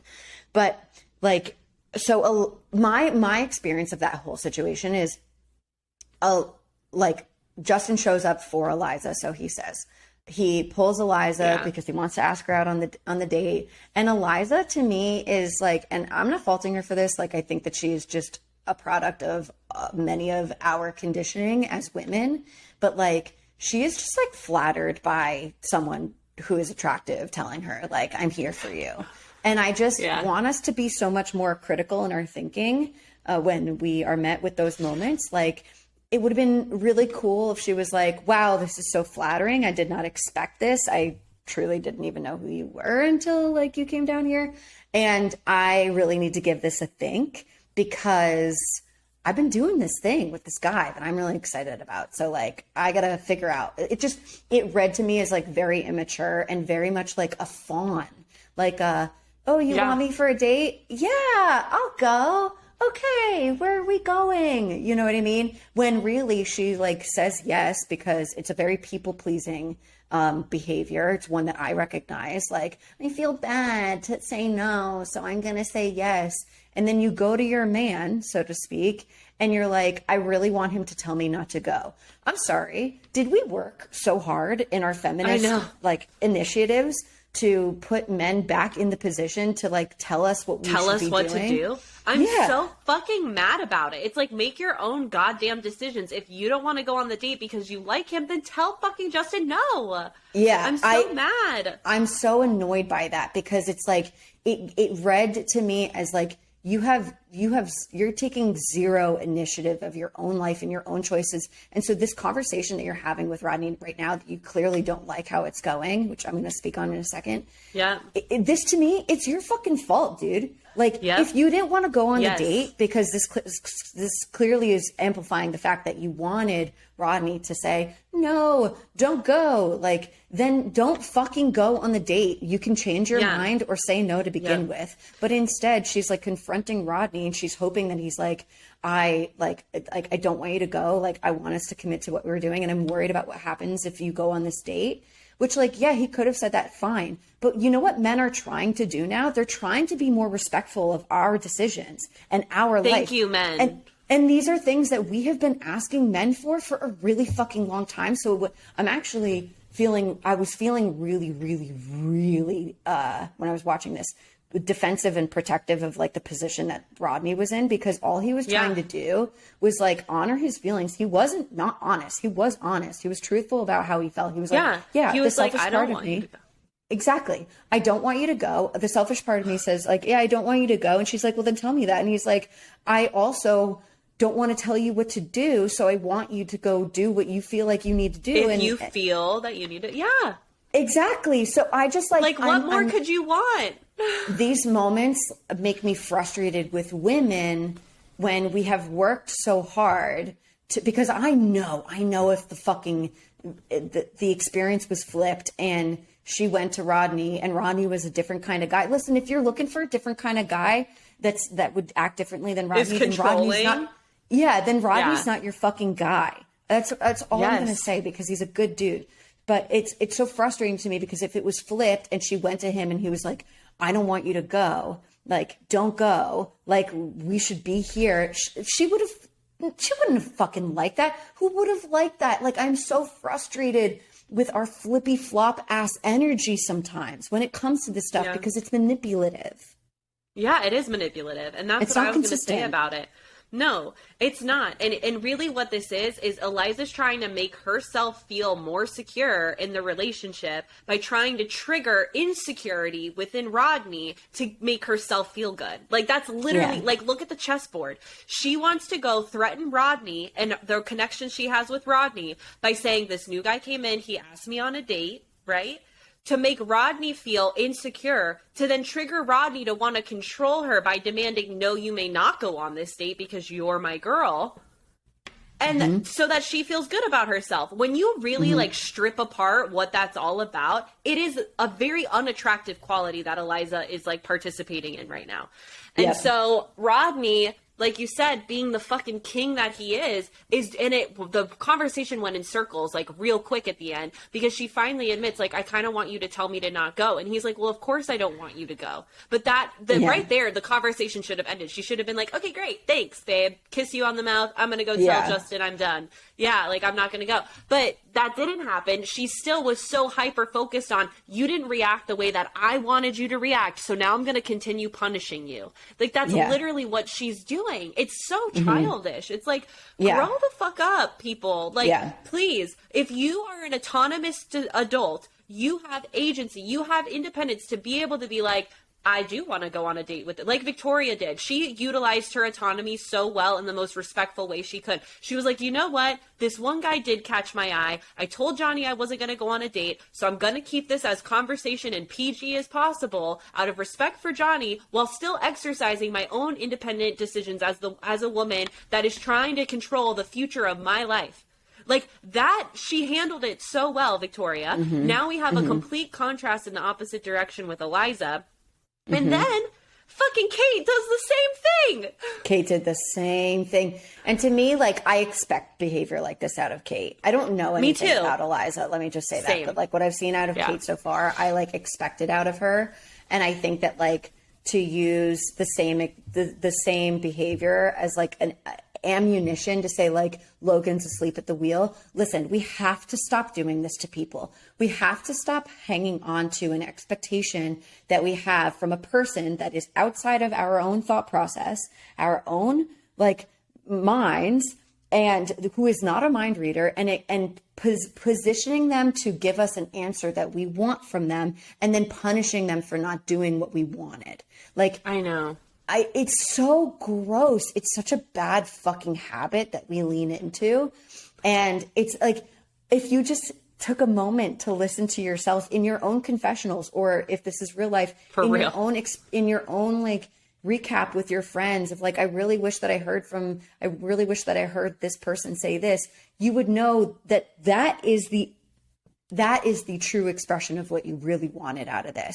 And maybe if you can take note of that, oh, interesting, I really wanted this person to tell me not to go. That means that I actually didn't want to go, and I wanted to just build on what we were doing with this person. Then you could give yourself the opportunity to be like, okay, what else could we do to get to that place? What else can get me and this person to the thing that I do want, which is continuing to explore a connection? All this is reading is fucking manipulative. And if it's not manipulative by intention in the way that I feel like Kate's is, it's manipulative in an immature way, which is what I feel the camp that Eliza's in. It's just immature. I agree.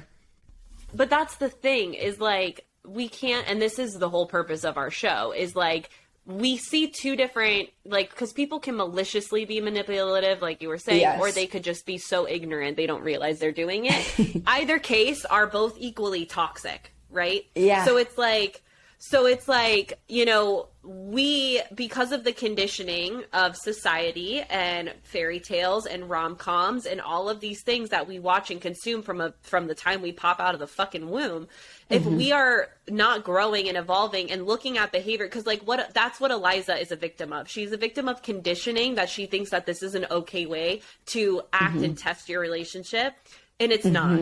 Right? Whereas Kate, like you said before, she's very calculated. She sees the chessboard and she's like, this is the move I'm going to make in order to have them do that X, and then I'm going to do Y, and then we're going to end up at Z, right? Like, that's what she's trying to do. And it's like, I mean, they're both doing that. Like, Eliza admitted, like, I want him to tell me no. So she is a little bit aware. But it's like, but really what needs to happen is, if you know what, reaction you want, you just need to own that for yourself. She should have gone to Rodney and been like, I really don't want to go on this date, but there's a part of me that wants to hear that from you, because I want to feel that we're on the same page. So I'm just going to lead with vulnerability here. Yeah. Beautiful. Yeah. And like, where are we at? You know? Beautiful. So it's Amen. just like, I can't. Yeah, I'm with you. There's nothing else to say on Kate. that we haven't already said. Yeah. Kate. I'm like pulling on my face because this is like such a frustrating thing. So yeah, Kate and Logan are all snuggled up on the beach, and in walks Hayden, which I when Hayden first walked in, I was like, I don't know the tea, tell me the tea. But then the show kind of did it for me and filled in those blanks. Yeah. So Hayden pulls Kate, and Kate is like basically telling him, like, go after what your heart is, which by the end of that conversation was very implicative of her, right? Like, he wanted her, she kind of knew that. So instead of answering his question about would you be open to going on a date, she's like, just ask whoever you want to ask. So he asks her, she agrees, wanted Logan to put up a tantrum about it and be like, no, don't go. And Logan, again, wanting to be respectful, was like, okay, if you feel the need, you need to do that, go ahead. Even though Logan did not understand that. And so Kate gets mad about it. She goes on the date and then ends up having a miserable time on the date, which I was like, karma. What she learns on the date, which aids to her miserable experience on the date. This is only contextually relevant because of what I think is going to happen in the coming weeks, is she learns how much money Hayden spends on his dog who was diagnosed with cancer. And I think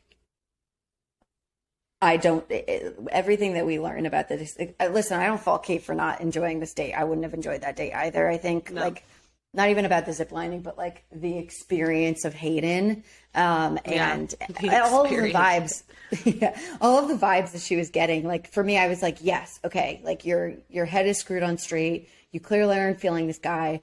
And what the show is kind of teasing is that she's going to like continue to take an interest in Hayden because she knows how much he spent on the dog. So it makes her feel like, oh, he's got enough money. That's attractive to me. And I'm going to probably continue to jeopardize what's going on with Logan, which to me just feels like she is just a leapfrog going from one lily pad to the next. And I think Logan, who is kind of an idiot, is looking for a relationship, and he thinks that he's found one with this girl. So I empathize with him in the fact that like he has found himself connected with a girl who probably doesn't fucking care that much about his feelings. That's my opinion, and I mean, clearly she doesn't.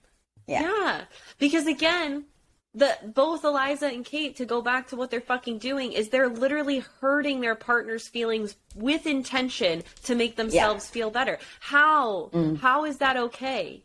Let me make you feel insecure so that you reassure me. It's just the most ickiest thing ever.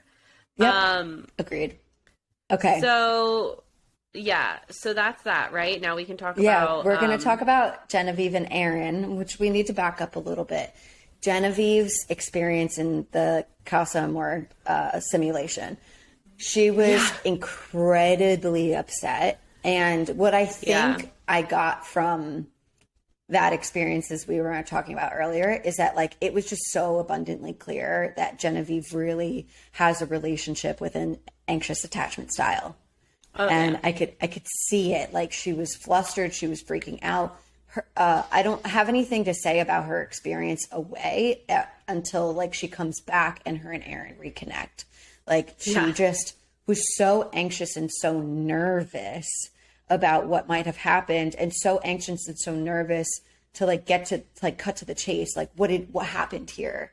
What happened? Because I didn't do anything. So like, what did you do? Because she is already playing all of the worst case scenarios in her brain that would validate the fact that like, this isn't going to work. Right. Right. Yep. Yeah. So she comes in freaking out. And Aaron doesn't really say anything at first. And so then she just expresses like, I didn't go on a date. I didn't kiss anyone. I didn't do anything. And Aaron like teases her at first and is like, well, here was my experience. But then finally admits like, no, I didn't do any of that either.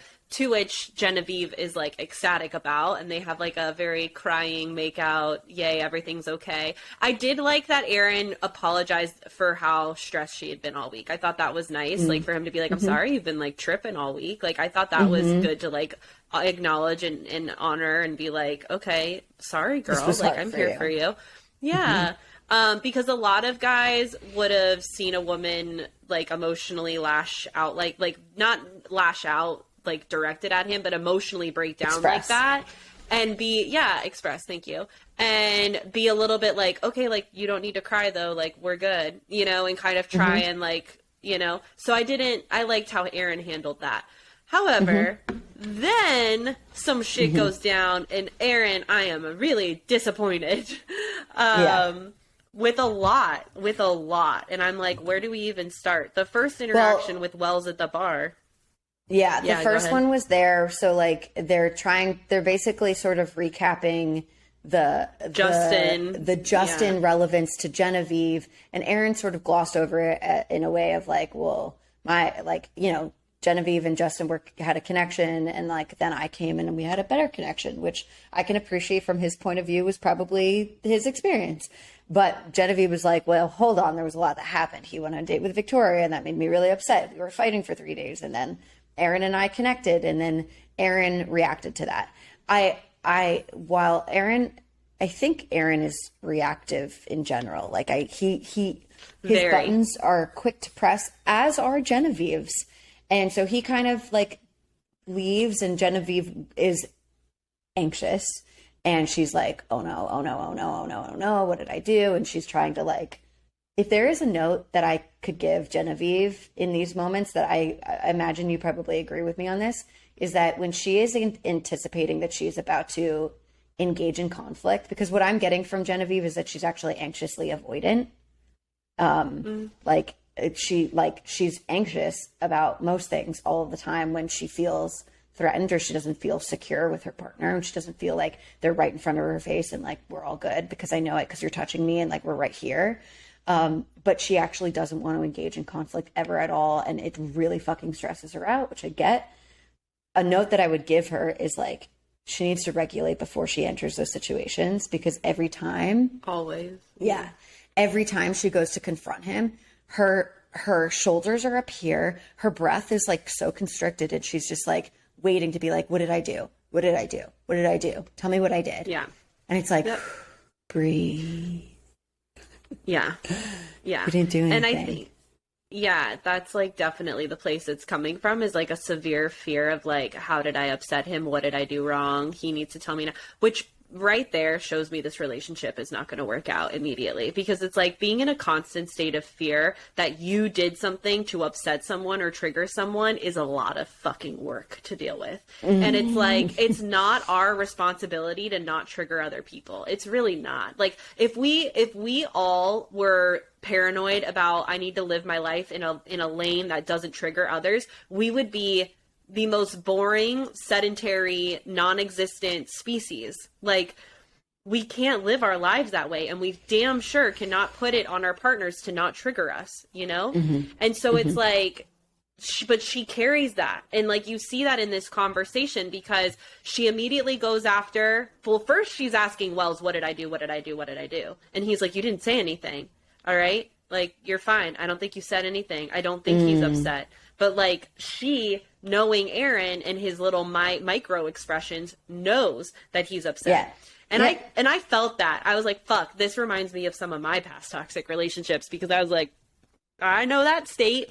And so she doesn't regulate out of her panic. And this is why she doesn't. Because again, this, like, she's kind of an old version of me when I watch this. It's like, she doesn't regulate because she is so, her goal is so remedy this now, fix this now, make it go away now, that her, and a lot of anxiously attached folks do this. Her method of operation is sit down, talk to me right now. Like, we gotta have a talk, like, right now. So she goes up to him and she was like, hey, did I do something wrong? What did I do? And he's like, well, you're just unaware, and like, it's okay. Like, it's not, which I didn't like him saying that, because it sounded really condescending. Like, oh, so cute. You don't know what you did wrong. Like, it kind of felt like that. Like, you're just unaware. And it's like, well, make me aware, please. Like, I want to not, like, it's, now let me be very clear. Although it's not our responsibility to avoid triggering our partner completely, there is a version in a relationship where you care about your partner's triggers and you do your best to, like, navigate those together, but we cannot be filtering ourselves to the point to where we're not true to who we are because of our partner's triggers, right? There's a fine line there.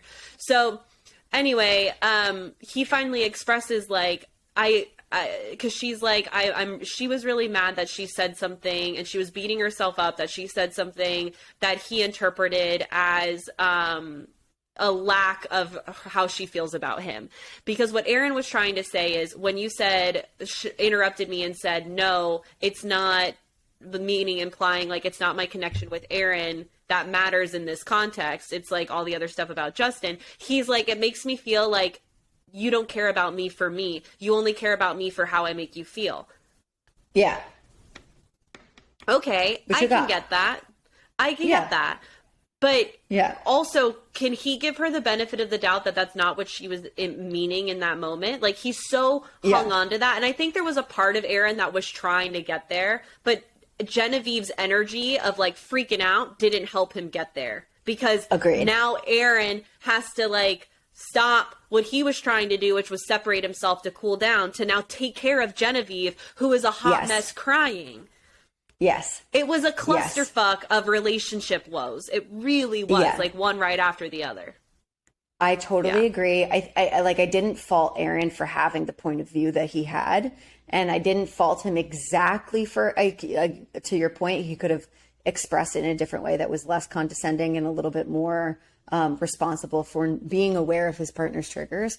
And yet he wasn't asking much of her, only to be like, hey, like, it just didn't make me feel good, and this is how it made me feel, and this is what I got from that comment.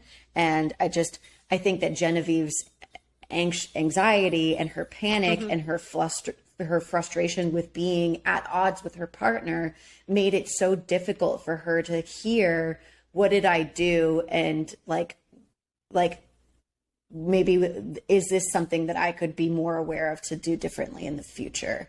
Right? Like, like, it is, if there's any responsibility that I can take to, like, you feeling this way. And they couldn't really get there because, like you said, Aaron had to immediately go into, like, console mode. And I think that Genevieve was physically caught in her physiological, regulating process. Like, she was still crying. She was still really upset. She couldn't really accept that Aaron was telling her that everything was okay. Like, her body wasn't really getting that message yet. So, like, she just couldn't really do anything else but to cry until she settled down. So this is just, like, the middle of the endpoint that we see with the two of them in this week.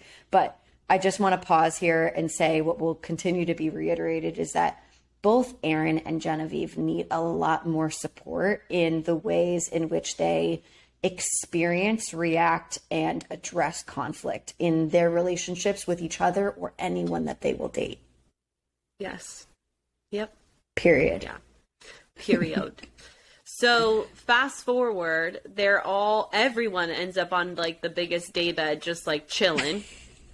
And meanwhile, what we're seeing like outside of this like collective group is we learn that Genevieve is falling in love with Aaron, and she's been wanting to like express that to him. So what she's been asking for is like, can we go in the pool? I want to spend time with you. But Aaron is such a guy's guy that he's spending a lot of time with the guys and doing his own thing and not as much time with her as a couple. And she really is desiring that. Mm-hmm. At no point does she talk to him about that before she gets overly emotional. She's just seething. Now, apparently it comes to our awareness that she's requested a lone hangout in the pool a few times, and Aaron has not made time for it. I'm curious to know if at any time she was like, I really want to have like a important conversation. Like, I have something to share with you. Can we please go into the pool? Because if he continued to deny her after that, then I'd be like, why don't you care what your partner has to hear? You know, what your partner has to say to you. Yeah. That would be another layer. I wonder how direct she was when she was requesting to hang out. So we fast forward to the daybed situation. Everyone's there. Aaron then proposes to Johnny, let's go get some beers and go in the pool. And she sits up and is like upset about it. And this is where it really goes wrong. Like, instead of her being like, Aaron, can I pull you really quick? Like, I just want to chit chat over here, right? And to have this conversation privately. She sits up. And she starts to say, like, I really want to spend more time with you. I've been trying to spend more time with you this week and blah, blah, blah, blah, blah, right? And he goes, this is where he immediately starts to gaslight her, and I'm not okay with this. But he's like, are you really doing this right now? First thing out of his mouth, are you really doing this right now? And it is the most, it's a form of gaslighting that feels really icky to the person receiving that, because the messaging in there is, you're a problem, you're being dramatic, you're doing this at a time that's not appropriate, and it's like all of these things are layered in that one little quick sentence. So she was practically whispering, like she was chill, but Aaron is the one escalating because she's not dropping the conversation, which is basically what Aaron wants her to do. And it was a clusterfuck of projection, gaslighting, blame shifting, everything I talk about on my Instagram times 10. And what starts to happen is, because they're fighting, everyone gets up and leaves one by one, or 2 by 2s if they're in a couple. It's really uncomfortable for everybody else listening to them talk. It like ruined the moment, and it didn't need to go there. And so before we keep going down this road, what do you have to add about that initial? Only that it's very ironic that he was gaslighting her when he blamed her for gaslighting him.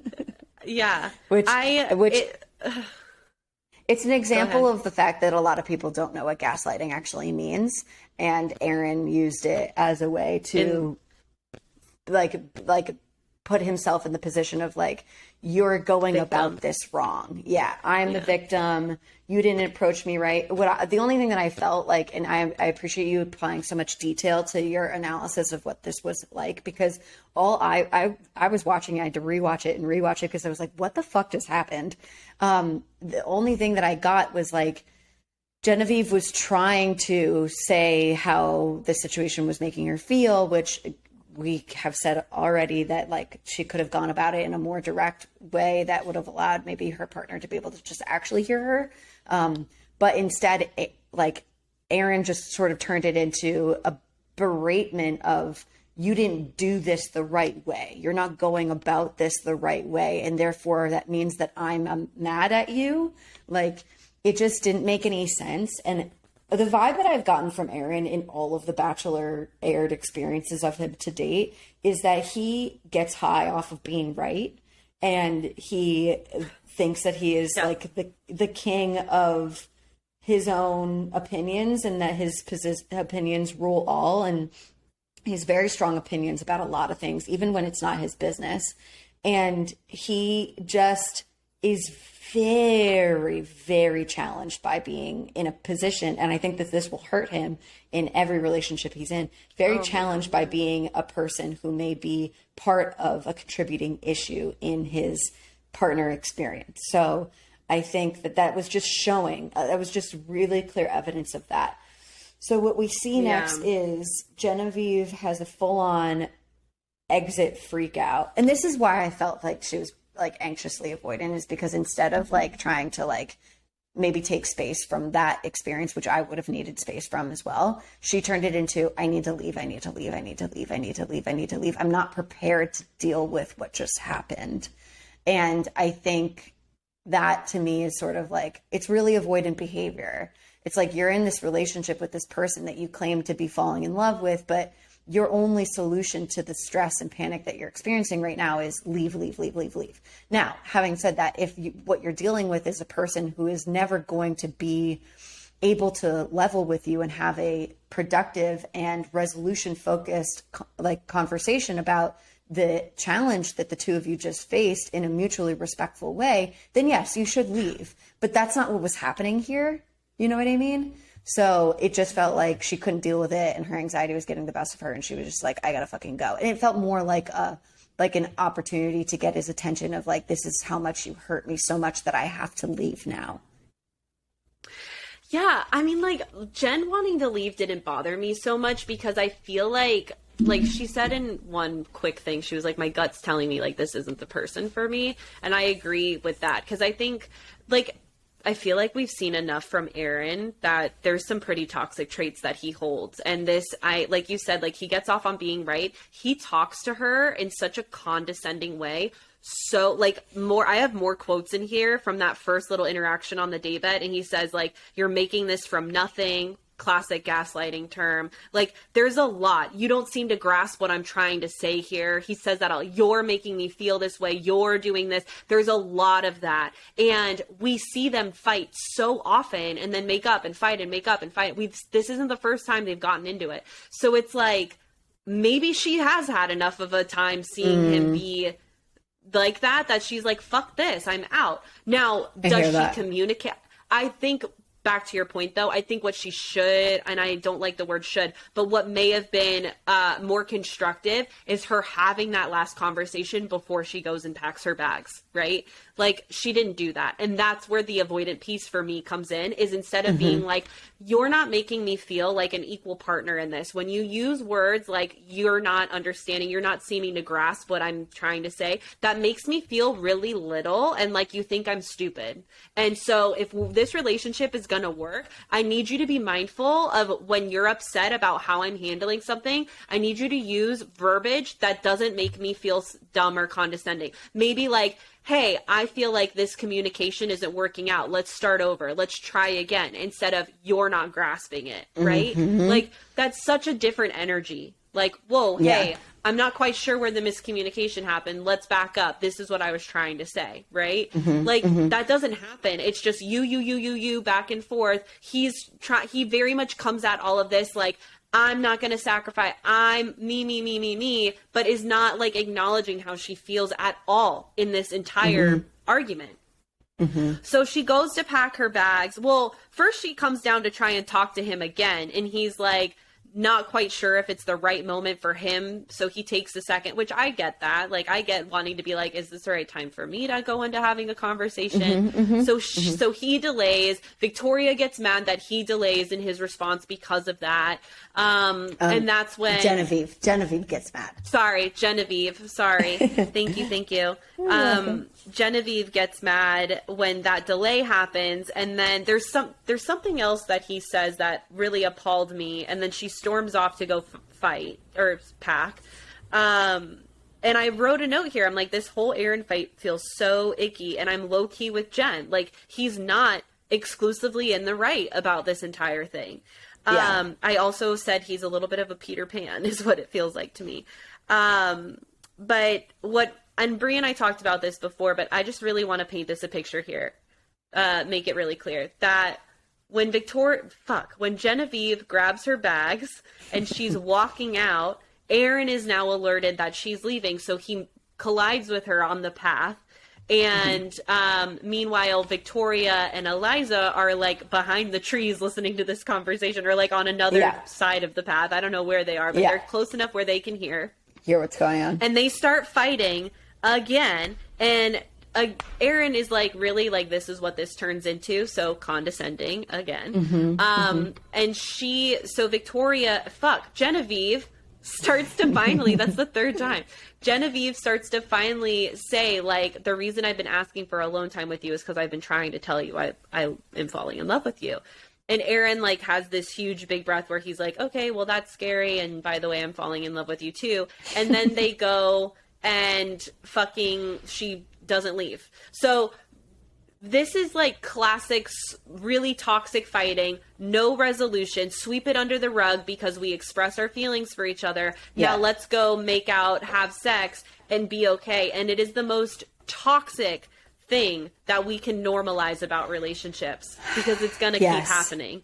Yeah, absolutely. What Alex and I talked about briefly that we really want to drive home, if this is the only thing that you hear from this podcast outside of all of these other gems that we have uncovered, is that the public and like communal celebration of Genevieve and Aaron being this colliding, force of two people who make up and get back together and love each other super hard and then fight harder and then love each other harder again is like a sign of big feelings and people that you really want to, like, that's how you know that you really love each other. Alex and I are making an entire podcast to debunk that because we find that to be so harmful to everyone. It's harmful for the two people involved in the relationship. It's harmful to everyone around you because it's harmful to whoever you date afterwards because it's just simply not fucking true. It's a toxic pattern that will engage in its own cycle again and again and again until you break it and the two of you break it, or one of you breaks it by leaving and you force the other one to break it, or you have a restraining order on each other. Like, I'm telling you, like, this shit gets that serious because these cycles are relentless. And so this isn't a sign of a really significant connection. Yes. Passion. That deserves a chance again. No, it's a sign of a toxic pattern that has been studied and is well documented in psychology. Yeah. So please go on PubMed, please. Like, I don't understand. So it's fucked because what also ends up happening, and what is happening right now, is the two of them confess they're falling in love with each other, and then their friends who they trust and love in this shared bubble experience celebrate them for getting back together, and it sort of confirms that, like, this is what it really means to feel for someone and to fight for someone. And I really fucking reject that. On all parties included. Yeah. I literally have a note here in all caps that says everyone is batshit crazy thinking Aaron and Jen are okay. Yeah. I literally have a note there. Because Victoria, in her confessional, because she listens to this whole thing, and Eliza looks at Victoria and is like, this is how you know you really love each other, is when you fight like this. And it's like, no.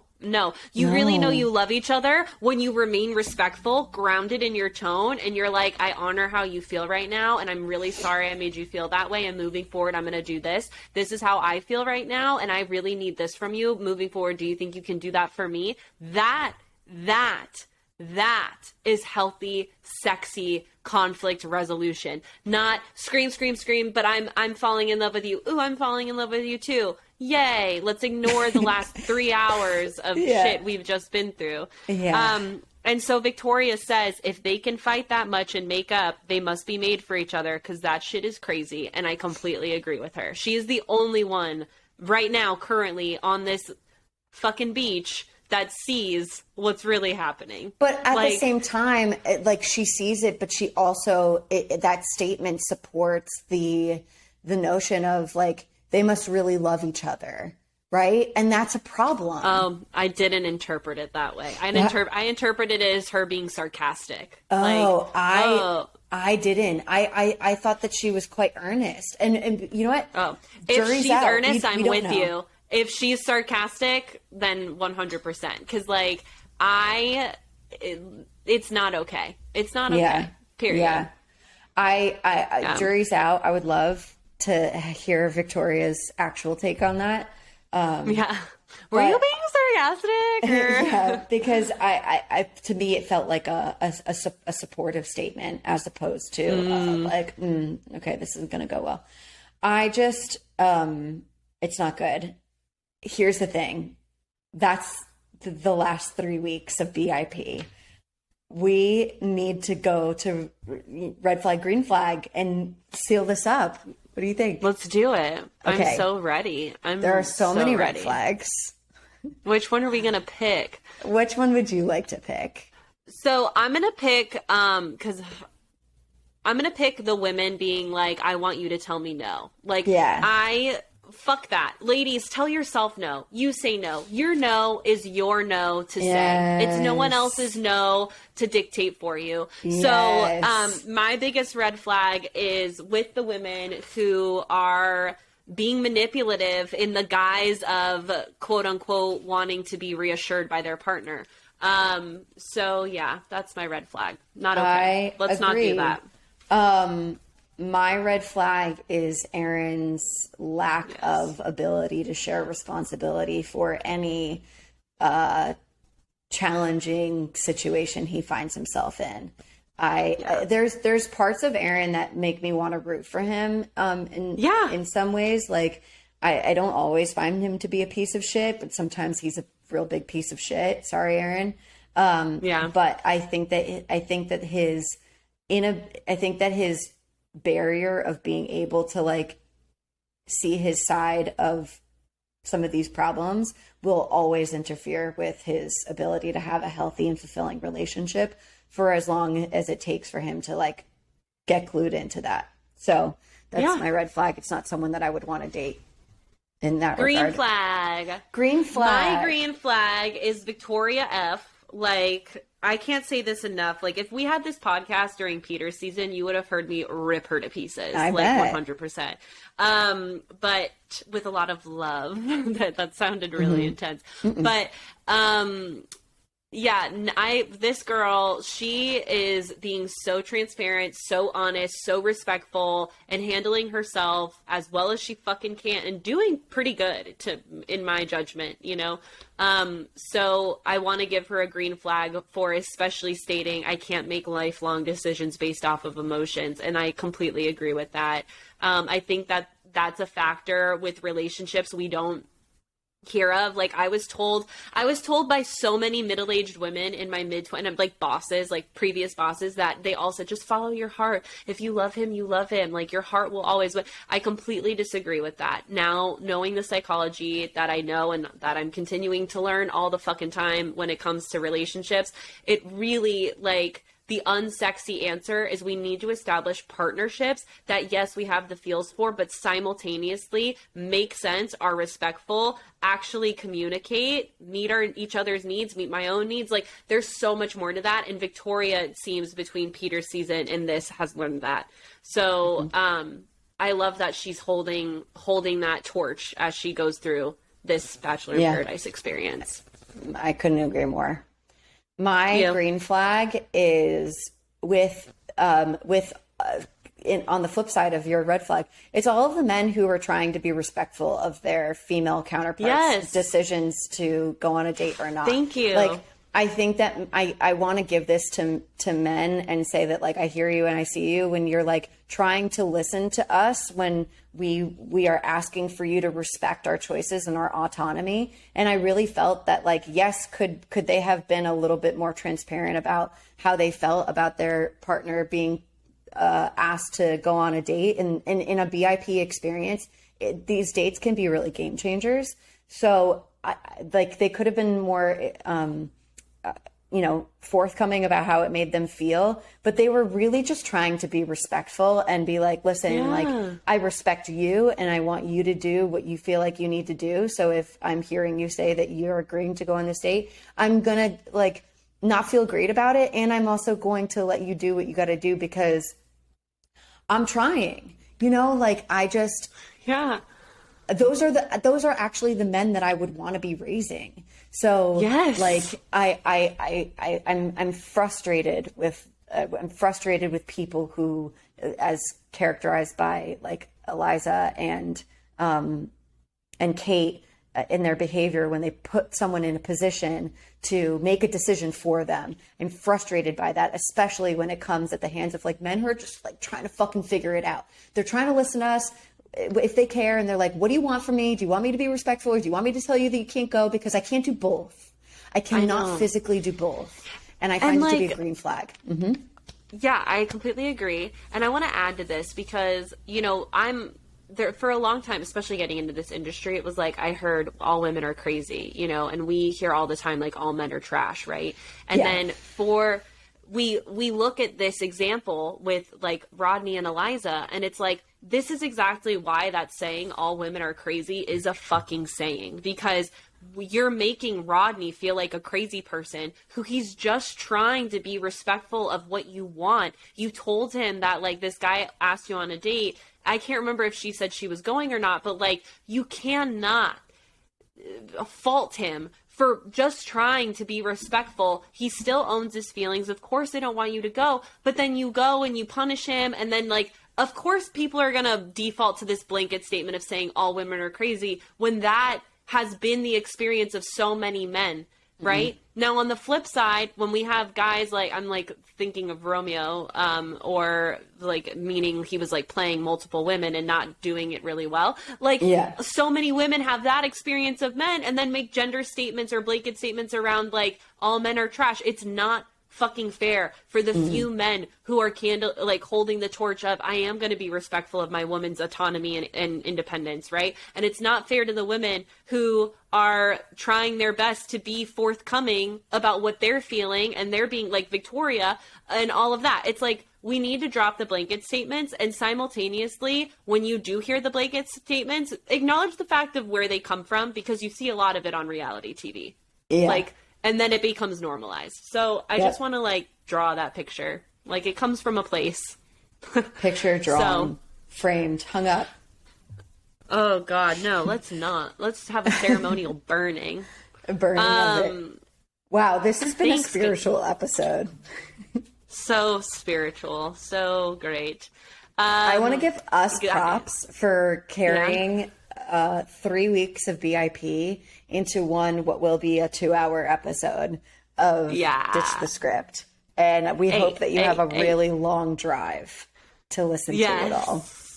Yes, or you can double time it, you know, while you do your morning workout, whatever works for you. Great idea.